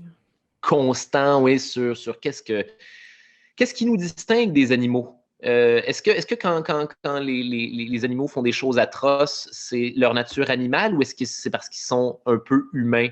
Qu'est-ce Mhm. qui arriverait si un animal avait des comportements humains aussi, s'il en avait la capacité aussi, si, est-ce C'est que ça, il y a les tout humains, on a l'aspect pris partie de notre conscience nature? aussi. Tu sais, dans le sens, les animaux n'ont pas conscience qu'ils font du mal ou quand ils Mhm. tuent, tu sais, c'est comme plus instinctif. Tandis que nous, les humains, on a la conscience, donc on se sent mal. Et si Puis, un en tout cas, on se sent mal. Il y animal en a qui se sentent pas mal, là, mais. décidait, non, avec comment dire, une démarche consciente de tuer, c'est ça Mhm. le point qu'on nous fait avec ça. Puis qu'est-ce qui. En fait, c'est ça, on nous crée un monstre, là, en fait. Là. Le meurtrier, c'est un chat, là, les amis. Là, mais c'est un chat qui agit comme un humain. Et Mhm. c'est ça qui en fait, et c'est ça qui en fait un monstre dans le film. Ah, Ouais, puis au c'est début, le très, Barbe Bleue, très, très il est persuadé que c'est un humain qui a fait ça, puis il appelle les humains oui, les ouvre-boîtes. oui, oui, parce Parce que lui, qu'ils c'est ça, sont juste sa condamnés à relation. ouvrir Là. les boîtes de Les humains bouffe, là, sont tu juste sais. là pour ouvrir des cannes de thon. Là. Je suis comme, ah, ok, C'est c'est intéressant. ça l'affaire, c'est ils ont créé du lore de chat. Ils ont créé une philosophie de comment les chats nous perçoivent. Et oui, tu as raison, je veux dire, le premier réflexe de Barbe Bleue quand il voit les meurtres, c'est de penser que c'est un humain Mhm. qui est une bête pour les chats. Je trouve le point de ce film-là Ouais, complètement c'est ça. Il est fascinant. comme. Il n'y a pas un chat qui ferait ça tellement c'est violent, genre. Puis. Oui, Non, c'est oui, intéressant. Puis tous les codes de polar, tu sais, sont respectés dans le sens que jusqu'à la fin, t'es comme, c'est qui, câlisse? Mais tu sais, oui. tu t'interroges Quel vraiment est à le savoir. point de Ouais. tout ça? Là? Puis il y a une secte, là, il y a tout, là, il y a Ouais, une secte, il y a la de, religion. une Ouais. secte de fanatiques chats là, qui vénèrent un martyr chat qui est une espèce de Jésus des chats qui Mhm. meurt, sur qui on a fait des expériences de laboratoire, qui est un animal qui a été tué par par la folie des hommes et qui est devenu un monstre, littéralement et figurativement, à travers tout ça. Puis Et qu'il y a des écoute, moi, vices, j'ai. parce que même dans le tape que tu vois, tu sais, de l'humain qui. Parce qu'il en est. Francis, il voit un peu les expériences que l'humain faisait sur les chats, puis Il tout ça. tombe sur Il est sous, des vieux tu sais, journaux de plus en intimes en plus sous. vidéocassette du scientifique. Là. Ouais, c'est ça. Puis dans un grenier, ou dans son grenier, ouais. Oh, oui, qui fait des Puis, expériences weird, c'est ça, dans une maison, puis qui devient de plus en plus en état d'ébriété c'est au fur et à ça. mesure, là, Puis, qui tu entre sais, en dépression. Là, t'es comme, c'est ça, t'es comme oui, ok, tabarnak. c'est un monstre. Qu'est-ce que vous faites? Ça a même plus. Au début, je pense que c'était des expériences pour inventer une nouvelle colle médicale pour le tissu. Puis t'es comme, ah non, vous faites Genre juste d'acide. mettre de l'acide sulfurique dans le cerveau des chats. Qu'est-ce que vous Ouais, puis, faites, mon Dieu? ouais. Puis Quel parlant est d'images, l'objectif? tu sais, comme vraiment, je veux dire graphique, là, mais tu sais, dans le sens, tu vois l'acide qui défonce le crâne, le cerveau, puis t'es comme, Oui, tabarnak. Ou bien le chat oui, oui, oui, oui. éventré, les collègues du chat, pas du chat, mais du scientifique Le en chef, scientifique. qui l'abandonnent, ils sont comme, ça n'a pas de sens ce que tu fais, là, tu sais, t'es Vous êtes rendu en train sous, de puis tu perdre votre délires, ouais. humanité, monsieur. Là.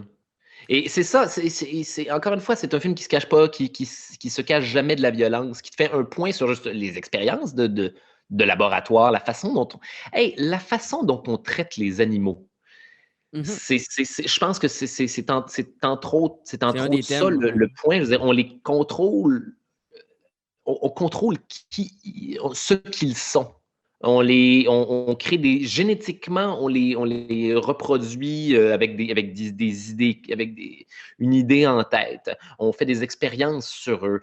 On, euh, on, euh, on contrôle leur univers. Puis je pense que c'est devenu ça, en fait, notre relation avec le chat aujourd'hui, qui n'est pas la même que celle avec le chien. J'ai l'impression que le chat domestique est un de ces animaux-là qui profitent du deal de subsistance qu'il a avec l'humain. Mhm. Et au-delà de ça, j'ai l'impression que le chat est un animal qui est au courant qu'il est un animal de compagnie, qui a compris qu'il Son pouvait rôle un peu, hein. exiger des affaires en échange de juste exister Ouais. lui-même. T'as pas ça avec un chien. Là. Un chien est dépendant affectif. Un chien te demande quelque chose. Un chien a besoin De de toi, de ta toi. présence, ouais. Un chat va, ah, ok, c'est beau. Moi, j'ai envie de me faire caresser, j'ai envie de me faire gratter derrière les oreilles. Puis, ok, les humains aiment ça, me faire ça. Ben, pas de problème. Dans ce cas-là, je vais juste exister, être moi-même et avoir toute la nourriture que ça m'apporte, puis toute l'affection, puis tout C'est c'est quasiment pour plus ça une que relation de mutualisme que de dépendance, tu sais. et même de vénération, j'imagine, j'en reviens là, je veux faire le point, j'en reviens avec le point avec les Égyptiens, là, mais veux pas, je veux dire, moi des fois, là, je me regarde, là, je me lève le matin, là, puis il faut que je nourris les chats à 5 heures, là, parce que je suis écœuré, là, parce que mon chat Nestor, un génie, là, il a trouvé le moyen de faire systématiquement des bruits dans l'appart tôt le matin pour que je me lève puis que je le nourrisse. Et il explore systématiquement tous les endroits où il peut faire un bruit gossant en alternance, à répétition, jusqu'à ce qu'il me conditionne à le nourrir à une certaine heure le matin. C'est Moi, toi, t'as répondu, dément. tu t'es fait bait, esti, par ton chat. Je me suis fait dresser par mon chat. Je me suis fait apprendre. C'est ça qui est fuck. Je veux pas m'en j'ai la paranoïaque. C'est ce que je vous dis, les chats nous C'est un appel à contrôlent. l'aide. Ouais, c'est ça. Mais non, mais mon chat a trouvé le moyen de me conditionner à faire quelque chose. Ouais. Ça, ce sont des traits d'un animal qui comprend le deal qu'on a conclu Plus que avec lui. nous-mêmes. Plus que nous-mêmes, c'est ça qui est fabuleux. J'aime ma chatte, genre, même affaire, là, je dirais. Elle a compris comment être cute à des moments où elle vient de faire quelque chose qui me fait chier pour ne pas se faire chicaner. Elle a compris genre, comment être un bon animal de compagnie, puis genre donner un show de chat. C'est Ça fait cette peur. conscience-là que les chats ont d'eux-mêmes me fascine. Puis on en revient aux Égyptiens, on les vénère un petit peu encore aujourd'hui. On est encore un petit peu des serviteurs pour les chats d'une certaine façon, en échange du bonheur psychologique que nous procure leur présence. Mais c'est à toute fin pratique le même deal qu'avec les Égyptiens. Et c'est un point qui revient, ça, dans Félidé, beaucoup, en revenir à la relation que les chats avaient à l'époque où ils étaient, où ils étaient des dieux. Euh, voilà, de la psychologie, la psychologie féline. Je trouve, C'est fou, hein? j'aime. Puis en écoutant ça à l'époque, c'est ça, ça m'avait. Je pense que c'est Traumatisé. Comme tu dis. Oui, mais de la bonne Ouais, manière. ouais, c'est ça. Ça m'a traumatisé un point que j'étais comme. Je suis pas bien et je pense encore à ce film-là plusieurs jours après, mais j'ai juste envie de le réécouter. J'ai juste envie d'écouter d'autres films de ce genre-là. J'ai visité pour la première fois le monde, le monde des adultes. Là. Le monde, il y a quelque chose, il y a une réalité très adulte que j'ai compris en écoutant ce film-là pour la première fois. Car le soir, là, ça passait, genre, je me souviens plus à quel poste, là, genre c'est un film qui est 10h30, 11h, là, une affaire de même. Là. C'était pas. C'était Ah, ouais, on a ce film d'animation-là Pas le allemand dimanche pour vous. Là. matin. Non, c'était pas le dimanche matin. Puis c'est ça, puis je le savais. Je le savais que parce que ça jouait tard comme ça, j'étais. Ah ouais, ok, non, je suis dans un autre monde. Là. Je suis dans la réalité des adultes la réalité des adultes me passe un message par un médium manifestement pour les enfants et le clash de ça ne peut pas faire autre chose que me fasciner en fait. C'est vrai que c'est intéressant, tu sais. Puis, est-ce que tu étais du genre à écouter des films pour adultes beaucoup quand tu étais jeune ou pas pour adultes dans le sens 3X, là, mais des films adressés aux adultes ou tu te tenais vraiment plus dans ton range Disney? Oui, j'ai toujours, mais, comment dire, les, la violence au cinéma quand j'étais un kid venait de déclencher des émotions chez moi, des émotions je sais pas, je me rappelle, genre, j'ai vu, mettons, Léon le professionnel là, avec de Luc Besson, là, avec Jean Jean Reno, non? Reno, Ouais. puis Nathalie Portman. J'étais très très jeune quand j'ai vu ce film-là. Et premièrement, j'étais en tout cas, fasciné par la longueur du film, dans le sens que c'est pas un Disney, c'est pas 1h30, c'est OK, c'est une aventure, là, on est là pour 2 heures, là, avec les 2 heures et demie là, avec les publicités. Là. OK. Premièrement, c'est une épopée. Deuxièmement, la violence me rentre dedans à toutes les fois. Elle me déclenche une émotion à toutes les fois de colère, d'injustice, Ah ouais, OK, des fois, Pas fin. il y a du monde qui ne veulent que faire souffrir dans la vie. Mhm. Ça existe. Ça c'est Et le monde des adultes en est un qui, des fois, ne laisse aucune chance. Des fois, la première affaire que tu sais, c'est qu'il y a un autre humain qui débarque et qui gonne toute ta famille. Mhm. Je suis horrifié par cette idée-là, mais fasciné par le sentiment que ça me déclenche, le sentiment de curiosité, Je pense que c'était la première fois que je découvrais que j'avais du plaisir à explorer les ténèbres de quelque chose. Mhm. Félidé a comme starté ça chez moi. J'ai une curiosité malsaine face à ça. Puis Ben, après c'est ça, fascinant, tu sais, c'est pas pour rien que tous les documentaires true crime puis tout ce qui a rapport à des tueurs en série, ça doit être dans les top 1 de podcasts, dans les top 1 de Netflix, dans les top... Tu sais, le monde aime mais je ça. Il y a réalisais comme un pas genre de c'était quoi à fascination l'époque. morbide, tu sais. Je réalisais pas que c'était ça à Ouais. l'époque. Mais Il y reste que le avait comme sentiment est un. pareil, tu sais. C'est comme... Ça revient au même, tu sais. C'est effectivement ça. C'est le wow, wow, wow, pourquoi je trippe à avoir peur comme ça? Mm. Moi, en fait, c'est ça. C'est même affaire que quand tu écoutes, les gens vont généralement commencer par des films d'horreur peut-être un peu plus classiques, là, un peu plus Jason Voorhees, mettons, là, mais c'est le même sentiment, là, c'est la même. Sauf que moi, c'est ça. Ça s'est passé avec des films d'animation. J'étais fasciné par cette idée, c'est la dichotomie de la violence dans un dessin animé. Mais artistiquement, c'est incroyable, là. Puis, tu sais, les dessins sont beaux, puis ça a dû aussi L'animation est t'inspirer, belle. tu sais, dans ton fond d'artiste, là, tu sais, tu devais être genre, ah, tout Et est gars, intéressant qu'est-ce dans que ce je fais film-là, puis aujourd'hui? même adulte, tu sais, parce que, je veux dire, enfant, ça devait être quelque chose, mais même adulte, tout est bon, tu sais, dans le sens que c'est pas parce que t'étais enfant que t'as aimé ça, tu sais, il y a des films, justement, tu sais, je le dis souvent parce que le podcast, euh, tu sais, Il fallait être là, là. Il mais il y a fallait des, être là il y a des quand affaires ça aussi de jouait, là. nostalgie, tu sais, tu l'as tellement regardé quand t'étais jeune que là, t'as comme un sentiment avec ce film-là, mais tu l'aurais Hey, j'ai regardé plus réécouté, tiens, vieux, c'est tu drôle t'en que tu mentionnes ça. calisses. J'ai réécouté genre Poussette de Don Bluth Eh boy. récemment.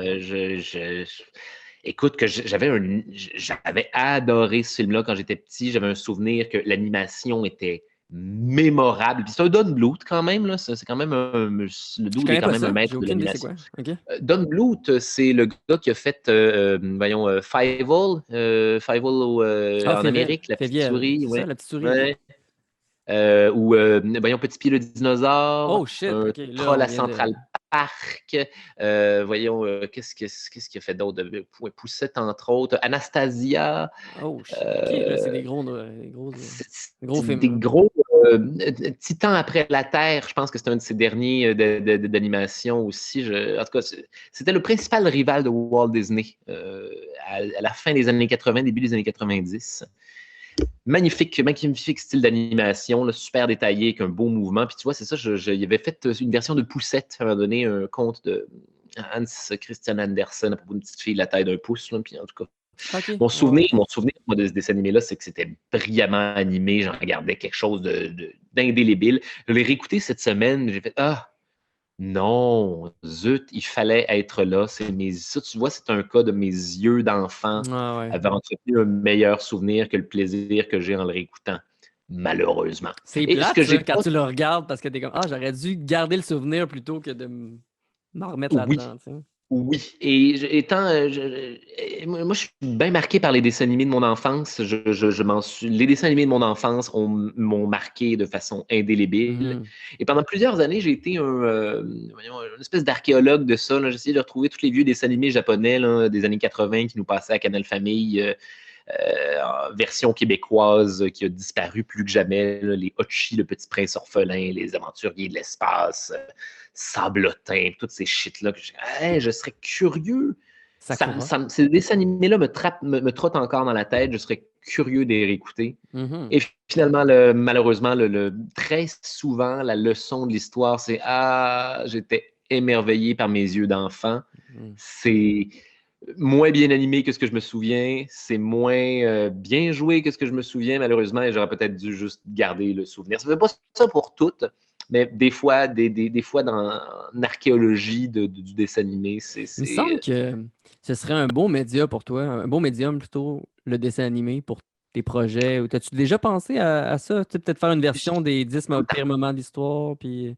Tout le temps, tout le temps, tout le temps, puis c'est pas proscrit. On va très possiblement, éventuellement, faire du dessin animé avec ça. Le problème, c'est qu'au Québec, c'est Coûteux. difficile, Ouais. voire impossible de faire du dessin animé. C'est cher. On n'a pas les installations pour ça. C'est Et bizarre, ça. Pourquoi on n'a pas ça? on n'a pas développé ce marché-là, je sais pas. Il y a pas beaucoup de dessins animés québécois. Mhm. Puis quand on en fait, il faut que ce soit des coprods, souvent. Avec des. OK. Fait que oui, ça me tenterait à un moment donné, mais tu vois, je T'as pense que commencé je par une fais bande un dessinée? podcast. Ah, Es-tu un fan ça de va bande s'en dessinée? venir, ça. Ah ouais? Ça va OK. s'en venir, ça. Oui, j'aime beaucoup la bande dessinée, j'en lis beaucoup, puis en tout cas, je dessine dans mes temps libres aussi, là. Puis là, j'ai un projet, là, je peux pas en parler tout de suite, là, mais Come je vais on! avoir un Non, c'est projet relatif à pas... ça. Come on! J'ai un projet relatif à ça qui s'en vient avec des partenaires de travail, pas piqués des verres d'ailleurs. Ça s'en vient, mais tu sais quoi? Cool.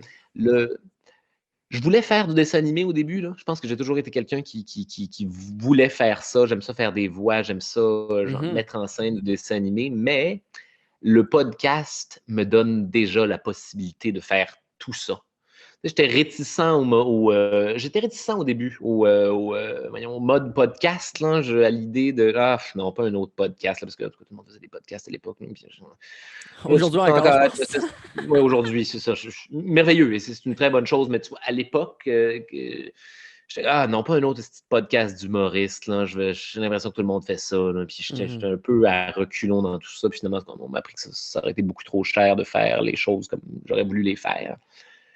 Fait que j'y suis allé un peu à contre-cœur. Puis tu vois, aujourd'hui, je pense que le meilleur médium pour les pires moments de l'histoire, et Mhm. ce que je fais en général, c'est peut-être que c'était tout fait pour être du podcast. Je peux utiliser, je veux dire, c'est ça que je disais quand je parle du fait que euh, les pires moments de l'histoire, c'est l'accumulation de tout ce que j'ai appris scéniquement pendant ces 10 dernières années-là. Il y a toute mon expérience de stand-up en mode radiophonique. Il y a Mhm. toute mon expérience de créer des univers. J'ai un stand-up qui est quand même assez visuel, de créer des univers en racontant quelque chose pour que tu aies l'image instantanément dans ta tête. Moi, c'est ça ma façon de faire de l'humour, là, c'est de te donner l'image de dessin animé que j'ai dans Ah, ma fait que tête. le podcast, puis tous les supports audio que tu peux ajouter est évidemment... Ça fait que un peu. Puis là, mon Dieu, loin de moi l'idée de me comparer à François Pérusse, mais je trouve que François Pérusse, tu vois, il y a une qualité de dessin animé dans son œuvre, dans Il y son en avait un. travail. Il y en avait le Journal du Oui, Peuple, puis ça n'a et pas tant c'était moins toffé. efficace. Ouais, c'est vrai que J'ai c'était l'impression que bon. c'était moins efficace que quand c'était en mode juste audio. On Ah n'avait pas ouais. besoin de le voir. C'était tellement bien fait que les images étaient Ouais, mais gravées dans nos esprits. il y a de quoi de le fun à t'imaginer les choses aussi, tu sais. C'est comme juste de l'écouter comme les radioromans ou, tu sais, il y a comme un Et ça, retour de ça aussi. c'est la règle, c'est la bonne vieille règle du film d'horreur. Ne montre jamais ton monstre. Ce que le spectateur va imaginer est 1000 fois plus terrifiant que Hmm. ce que tu pourrais lui donner. Même chose. L'image qu'on a dans notre tête en écoutant François Pérusse, par exemple, va toujours être plus drôle subjectivement que tout ce qu'on pourrait t'offrir en termes de dessin animé. Fait que c'est pour ça que je suis comme, ah ouais, ok, d'accord. Si à un moment donné, je veux dire, on me le propose de faire les pires moments en version dessin Hmm. animé, ça va me faire plaisir. Sauf que si ça n'arrive pas, c'est pas plus grave que ça. Moi, en tout cas, c'est drôle, on parle de ça, là, j'ai un autre projet qui va se rapprocher de l'animation aussi, là, qui est en. Puis là, je ne sais pas si ces affaires-là vont sortir éventuellement, mais on est en développement. Là. J'ai un autre projet en ce moment qui va peut-être mieux cadré en dessin animé, qui est peut-être OK. mieux adapté pour du dessin animé, parce que là, ça devient, comment dire, euh, ça devient sine qua non. Ça devient le fait que ce soit un cartoon est nécessaire pour ce projet-là. Ça fait partie Ouais, des fois, de la gamine. ça peut être un beau. Tu sais, des fois, dans Des un fois, ça projet, peut ça être peut être une belle. superflu. Ouais, c'est ça peut être superflu, mais ça peut ajouter quelque chose, mais il y a des fois que c'est nécessaire, comme tu dis, tu sais, puis tant mieux. J'ai hâte de voir ça, Colin. Ah, J'ai- mais j'adore les dessins animés. Moi, il y a rien qui me fait plus triper dans la vie. Les illustrations, les BD, T'écoutais hey, pas Mon l'animation. bébé poney, genre de quoi de même? La Ah, pouliche? ma petite pouliche, mais oui, je suis un des plus grands fans de ma petite pouliche du monde, C'est man. fucking La drôle quand version. même. Ben, j'imagine que certaines personnes vont trouver ça ironique, là, mais hey, moi, là, dans la vie, là, souvenons-nous là, que je suis un bon vieux stoner. Là. J'aime ça, m'asseoir des fois là, devant quelque chose euh, sur lequel j'ai pas nécessairement besoin de me Mhm. concentrer, qui m'envoie des vibes positives, parce que je suis quelqu'un d'angoissé aussi dans la vie. Là. J'aime ça aller explorer des zones sinistres, des zones tortueuses. J'aime ça voyons, euh, faire de l'enquête faire des enquêtes sur des affaires horrifiantes.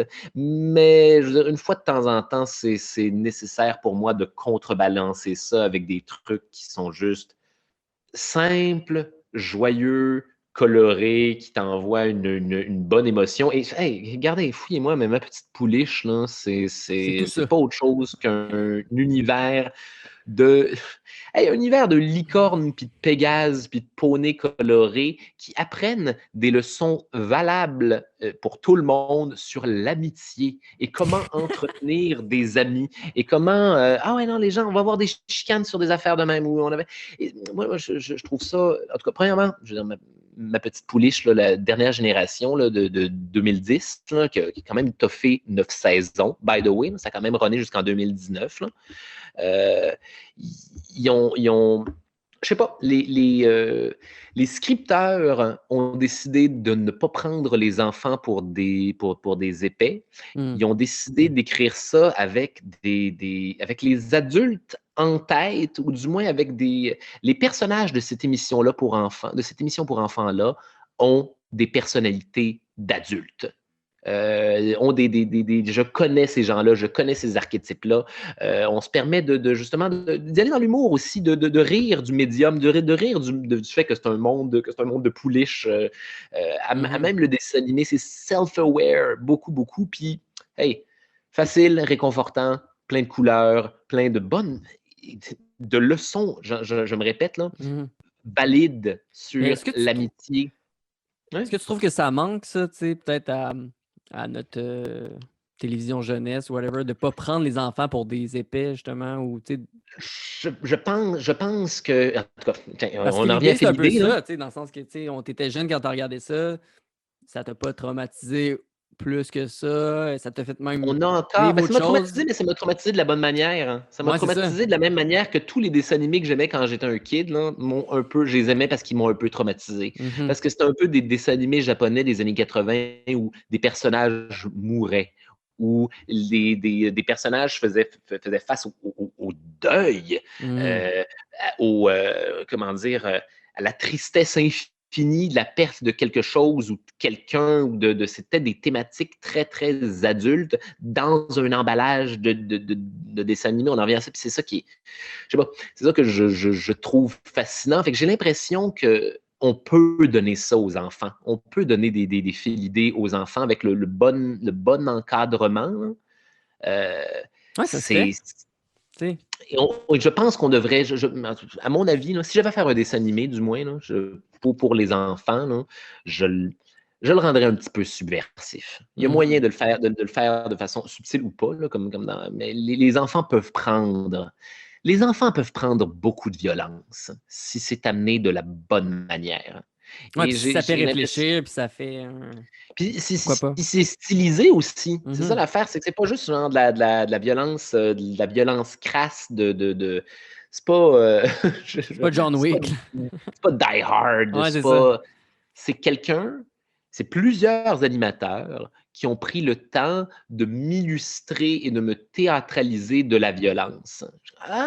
Ça, je trouve que ça fait justement, c'est un filtre. C'est un filtre qui te permet d'en absorber une plus grosse partie de cette violence-là quand tu es kid, le fait que ce soit en dessin animé.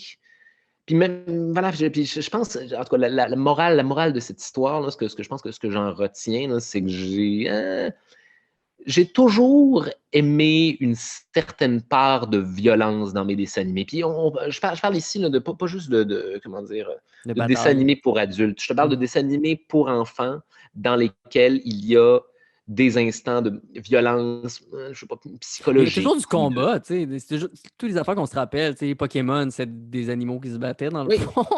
oui, C'est des combats de ben, chiens, c'est des mais combats de chiens, là. stylisés. C'est des bons vieux, là, on Combat de coq, va parier sur mais. des Rottweilers, là, Ouais, je sais, c'est pas autre chose que ça, là, nous, Pokémon, on est dans là, un let's stade. go! Dans un stade, et clairement, il y a du monde là, qui ont des bookies là, de paris de Pokémon. Ah ouais, c'est clair.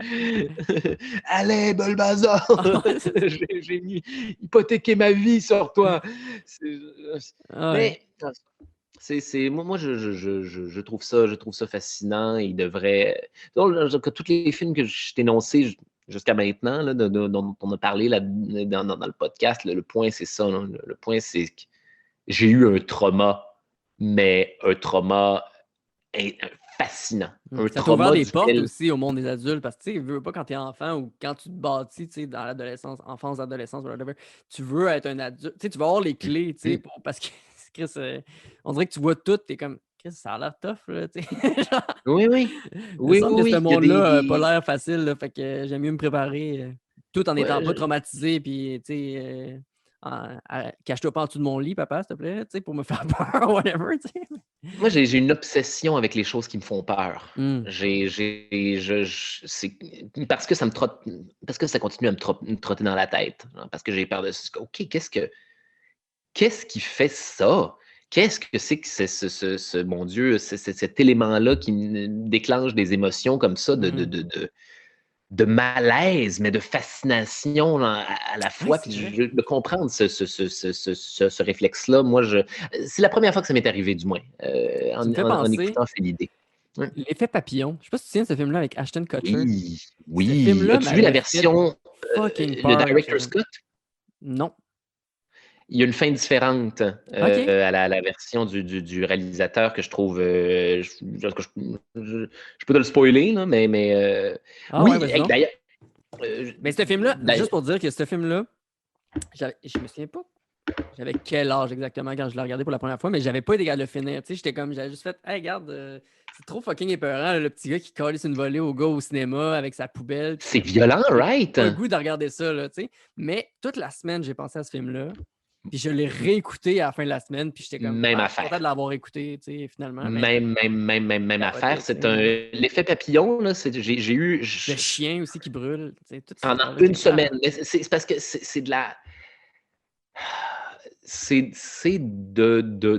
encore une fois, hein, c'est de la violence infinie qu'on te fait passer par un médium ou par un personnage duquel tu ne t'attendrais pas à autant de violence. C'est des enfants, là, c'est des enfants qui font brûler les chiens ou qui se tuent. Là. ah Il y ouais. a des enfants qui tuent d'autres enfants Qui dans se font l'effet abuser papillon. aussi, tu sais, qui se font, Oui, tu sais, il y a oui. plein de choses là-dedans, là. Et tu y penses, là, ça te trotte dans la. T'as envie d'interagir, c'est fou. Moi, j'écoutais l'effet papillon, là, puis je suis comme, je veux juste entrer dans l'écran, puis aller les mettre un terme à toutes ces horreurs. Ça, c'est de l'horreur qui marche.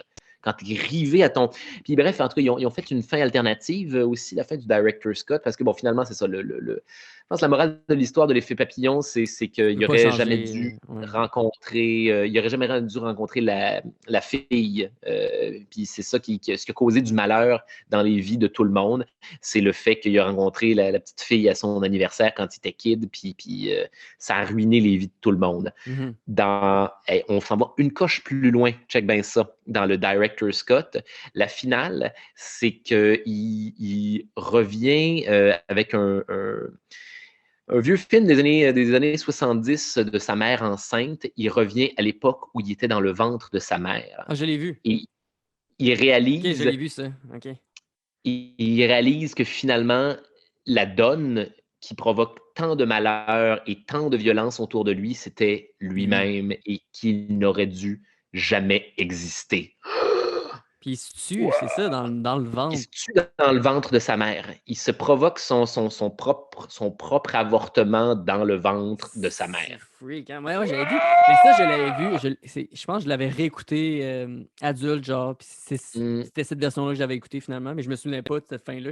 J'étais comme, voyons, qu'est-ce que ça finissait pas de même. Hey, c'est bien. Moi, j'ai vu les deux, là, Ouais, parce que, en tout cas, encore une fois, même chose que tu me disais, j'ai ressenti un besoin d'écouter ce film-là, ouais. de le réécouter puis de reconfronter euh, Ce la traumatisme, dureté, un peu, ouais. la dureté du trauma puis. En tout cas, c'est le fun parce que après ça m'a amené à une version Director's Cut où j'avais plus d'informations. Ouais, ouais. En fait, j'étais plus prêt psychologiquement pour une fin encore plus downer que Mm. celle de la première version que j'ai écoutée. Mais c'est ça. J'adore l'effet papillon. Tu sais, parce que toutes les scènes avec les adultes violents, j'étais comme. C'est des adultes, tu sais. Mais tu sais, justement, le frère de la fille dans Ah, l'effet papier, ce lui, il me kid-là, man, qui foutait met la feu au chienne, chien, là. là. Genre, puis tu sais, je disais à mon père, j'étais comme, c'est un malade dans la tête, puis il était comme, ouais, mais ce kid-là, il se ferait casser la gueule, tu sais, dans la vraie vie, tu sais, c'est impossible que. Mais là, j'étais Oui comme, ou ouais, mais non? ça se peut qu'il fasse ça pareil, c'est Non, fucké, non, là. non, ça existe. Ah ouais. Ça existe. Les kids, il y a- bah, en tout cas, des histoires, Ah ouais, là, on rentre pas c'est un là-dedans. point c'est un point qu'on fait souvent là, c'est drôle, on en revient à ça, on en revient à la nature humaine, là. On en revient Mhm. au point de Félidée, là, mais l'horreur de la nature humaine est un point qu'on effectue très souvent en art à l'aide des enfants. Comme si c'était comment dire, des micro-synthèses d'humains. Il y a un livre que j'aime beaucoup qui s'appelle The Lord of the Flies, Sa Majesté des Mouches, Mhm. à Ouais, j'ai propos entendu parler de ça. des enfants qui font naufrage sur une île déserte. Puis voilà, il ne reste plusieurs classes d'enfants qui ont été évacués d'une école pendant une guerre X, puis que leur avion s'écrase sur une île déserte, et il ne reste que les enfants qui se repartent une micro-société d'enfants. Et au fur et à mesure que ça avance, ces enfants-là deviennent de plus en plus renouent avec leur nature primitive. Mhm. Ils deviennent de plus en plus, justement, violents. Ils découvrent, ah, attends une minute, là, il n'y a plus d'adultes pour nous empêcher de faire des affaires. Maintenant, on peut être sauvage, Oh on peut shit, ok. tuer, on peut. Puis je veux dire, c'est découvert avec traumatisme. Genre les premières fois qu'ils tuent, justement, ils le font, Ah, t'es ou comme, what? que les personnages sont confrontés à la mort. Ouais. Ils sont surpris, ils ont une réaction d'enfant, ils ont un ah, mon Dieu, qu'avons-nous fait? Mais voilà, la seconde où ils ont tué quelqu'un, après ça, toutes les valves sont lousses, là, puis ils Des deviennent des psychopathes. indigènes, là, Ok. les enfants deviennent sauvages et Mhm. renouent avec en tout cas, leur Ah, c'est terrifiante intéressant quand même. nature humaine. Oui, c'est tout le temps, c'est tout le temps ce point-là, en fait. C'est tout le temps la violence sous la forme de quelque chose d'apparemment inoffensif. Moi, c'est pour ça que, tu sais, un des archétypes de méchants préférés, j'aime beaucoup les antagonistes, j'aime beaucoup les méchants dans les films. Mhm. Et un de mes archétypes d'antagonistes préférés, c'est le personnage prisonnier dans un corps d'enfant. Le bon vieux Pingouin, vampire de le pingouin. 600 ans. Le pingouin, entre autres. Mais moi, j'allais plus genre dans voyons, le contraire. C'est-à-dire, voyons, ben, le contraire. Pas vraiment, mais genre Claudia dans l'entretien avec un vampire, elle a 200 ans, mais elle est prisonnière dans un corps de C'est petite fille. Kristen Dunst, ça? Oui, C'est ça, ok. oui, Je me souviens plus je me souviens plus de ce film-là, mais je me souviens qu'il super était. intéressant. C'est mes méchants préférés. Les enfants qui ont une psychologie de personnes beaucoup plus vieilles, mais prisonnières dans un corps d'enfant. Mais c'est parce que C'est ça ça fait pour. freaker les adultes aussi, là, tu sais. tout Ce le qui est, temps. Les- ce qui est drôle, c'est que ma blonde, tu sais, elle a été overstimulée quand elle était jeune parce que il y a eu quand elle est née, du coup, il y a eu un problème avec sa bouche, tout ça, puis ses parents avaient peur qu'elle aurait un problème d'élocution, whatever, fait qu'ils l'ont overstimulée, ça fait qu'à 1 an et demi, 2 ans, elle parlait parfaitement. Ça fait que Wow! quand les gens y parlaient, il avait vraiment peur d'elle parce qu'elle s'exprimait comme un adulte, tu sais. Ouais, Mais ouais. la dichotomie entre un corps d'enfant qui parle parfaitement, t'es comme tabarnak, là, non, là, c'est trop pour moi, j'ai pas le coup. Oui, mais c'est ça, il y a quelque Ça chose vient de un peu freaky. révéler ça, tu sais. Hein? Il y a quelque chose de freaky en tout cas, moi j'adore, là, je trouve que c'est une dichotomie qui est, je sais pas, qui est intéressante, qui crée des, je sais pas, je pense à d'autres archétypes là, de personnages comme ça, là. C'était ça le méchant dans, voyons, je sais pas moi, Gundam Wing, entre autres, ou dans, tu sais, j'écoutais une série de dessins animés quand j'étais petit, ça s'appelait Cyber Six. C'est à propos d'une femme artificielle qui s'est basée sur une bande dessinée argentine. Argentine? En tout cas, un illustrateur argentin qui a créé une BD à propos d'une femme artificielle qui s'est échappée de chez un scientifique nazi dans la jungle en Amérique du Sud. Et ce Classique. scientifique-là, il y a ce bon vieux, voilà, le bon vieux scientifique SS, là. Afin de l'anéantir, étant donné qu'il s'est échappé, le scientifique lui envoie un clone de lui-même prisonnier dans un corps d'enfant de 10 ans pour qu'il puisse plus facilement le contrôler. Mais c'est un homme dans la quarantaine, prisonnier dans un corps d'enfant à lunettes avec des culottes courtes. Ce sont des méchants extraordinaires. Encore une fois, Ouais, tu toute peux la jouer avec ça à violence, l'infini quasiment, tu sais, c'est ça qui est cool aussi. c'est des pulsions d'adultes dans une forme inoffensive. Et ça, esthétiquement, c'est génial. Et voilà, on en revient à ça, là, mais c'est l'essence de Félidé. Ce sont toute l'horreur du monde des adultes dans un emballage de films pour enfants. Et aujourd'hui encore, c'est drôle, je l'ai réécouté hier là, pour me remettre dans le bain. Aujourd'hui encore, Félidé, je ne sais pas à qui ce film s'adresse. En Allemagne, là, quand ils ont décidé de faire le film de cette affaire-là, c'était quoi le brainstorm? C'était quoi C'est-tu des adultes qui vont venir voir ça au cinéma? Parce que tout le marketing est genre. Même la typo est en lettres attachées, là, avec des Feliday, avec Francis qui est comme hey! Ça, c'est du marketing de film pour enfants, les amis. Vous allez prendre le gamble que les familles vont aller voir ça au cinéma. Je veux dire, il va se passer exactement ce qui m'est arrivé quand j'étais petit là, dans le salon puis que je suis tombé là-dessus à 10h30 du soir. C'est ça l'affaire. C'est que j'ai l'impression que le film a été designé pour avoir cet effet-là, pour que du monde aille voir ce film-là avec leurs enfants et fasse good! Qu'est-ce qu'on a fait? On s'entend, c'est pas un move que les gens font, c'est pas marketing du tout. Il n'y a pas eu de plainte relative à ça. Il n'y a pas eu de... En plus, c'est genre le film d'animation, tu sais, je regardais un peu, je lisais un peu là-dessus, c'est genre le film d'animation qui a été le plus coûteux à faire en Allemagne ever, genre. L'animation est magnifique. 5 millions US faire. C'est magnifique, c'est fluide, c'est bien fait, les dessins sont géniaux. Vous avez mis tout ce budget-là pour quelque chose d'aussi difficilement accessible. C'est ça. Je suis fasciné. Il y a bel et bien juste dans les années 90 qu'on pouvait faire quelque chose comme ça. Hey man, un polar de chat. Déjà, c'est malade comme j'en reviens à ça, la prémisse, man. C'est fantastique, ça.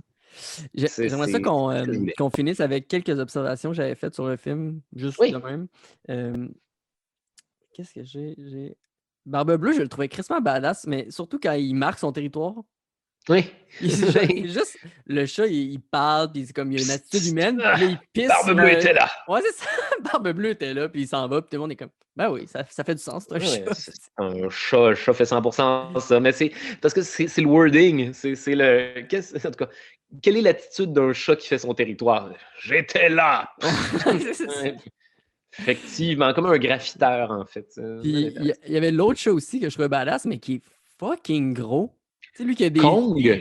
Tu sais, il y a comme deux chats qui le suivent. C'est Kong, comme là, ah, le chat qui a l'air genre d'un méchant. ours qui a mangé Ouais! un frigidaire, là.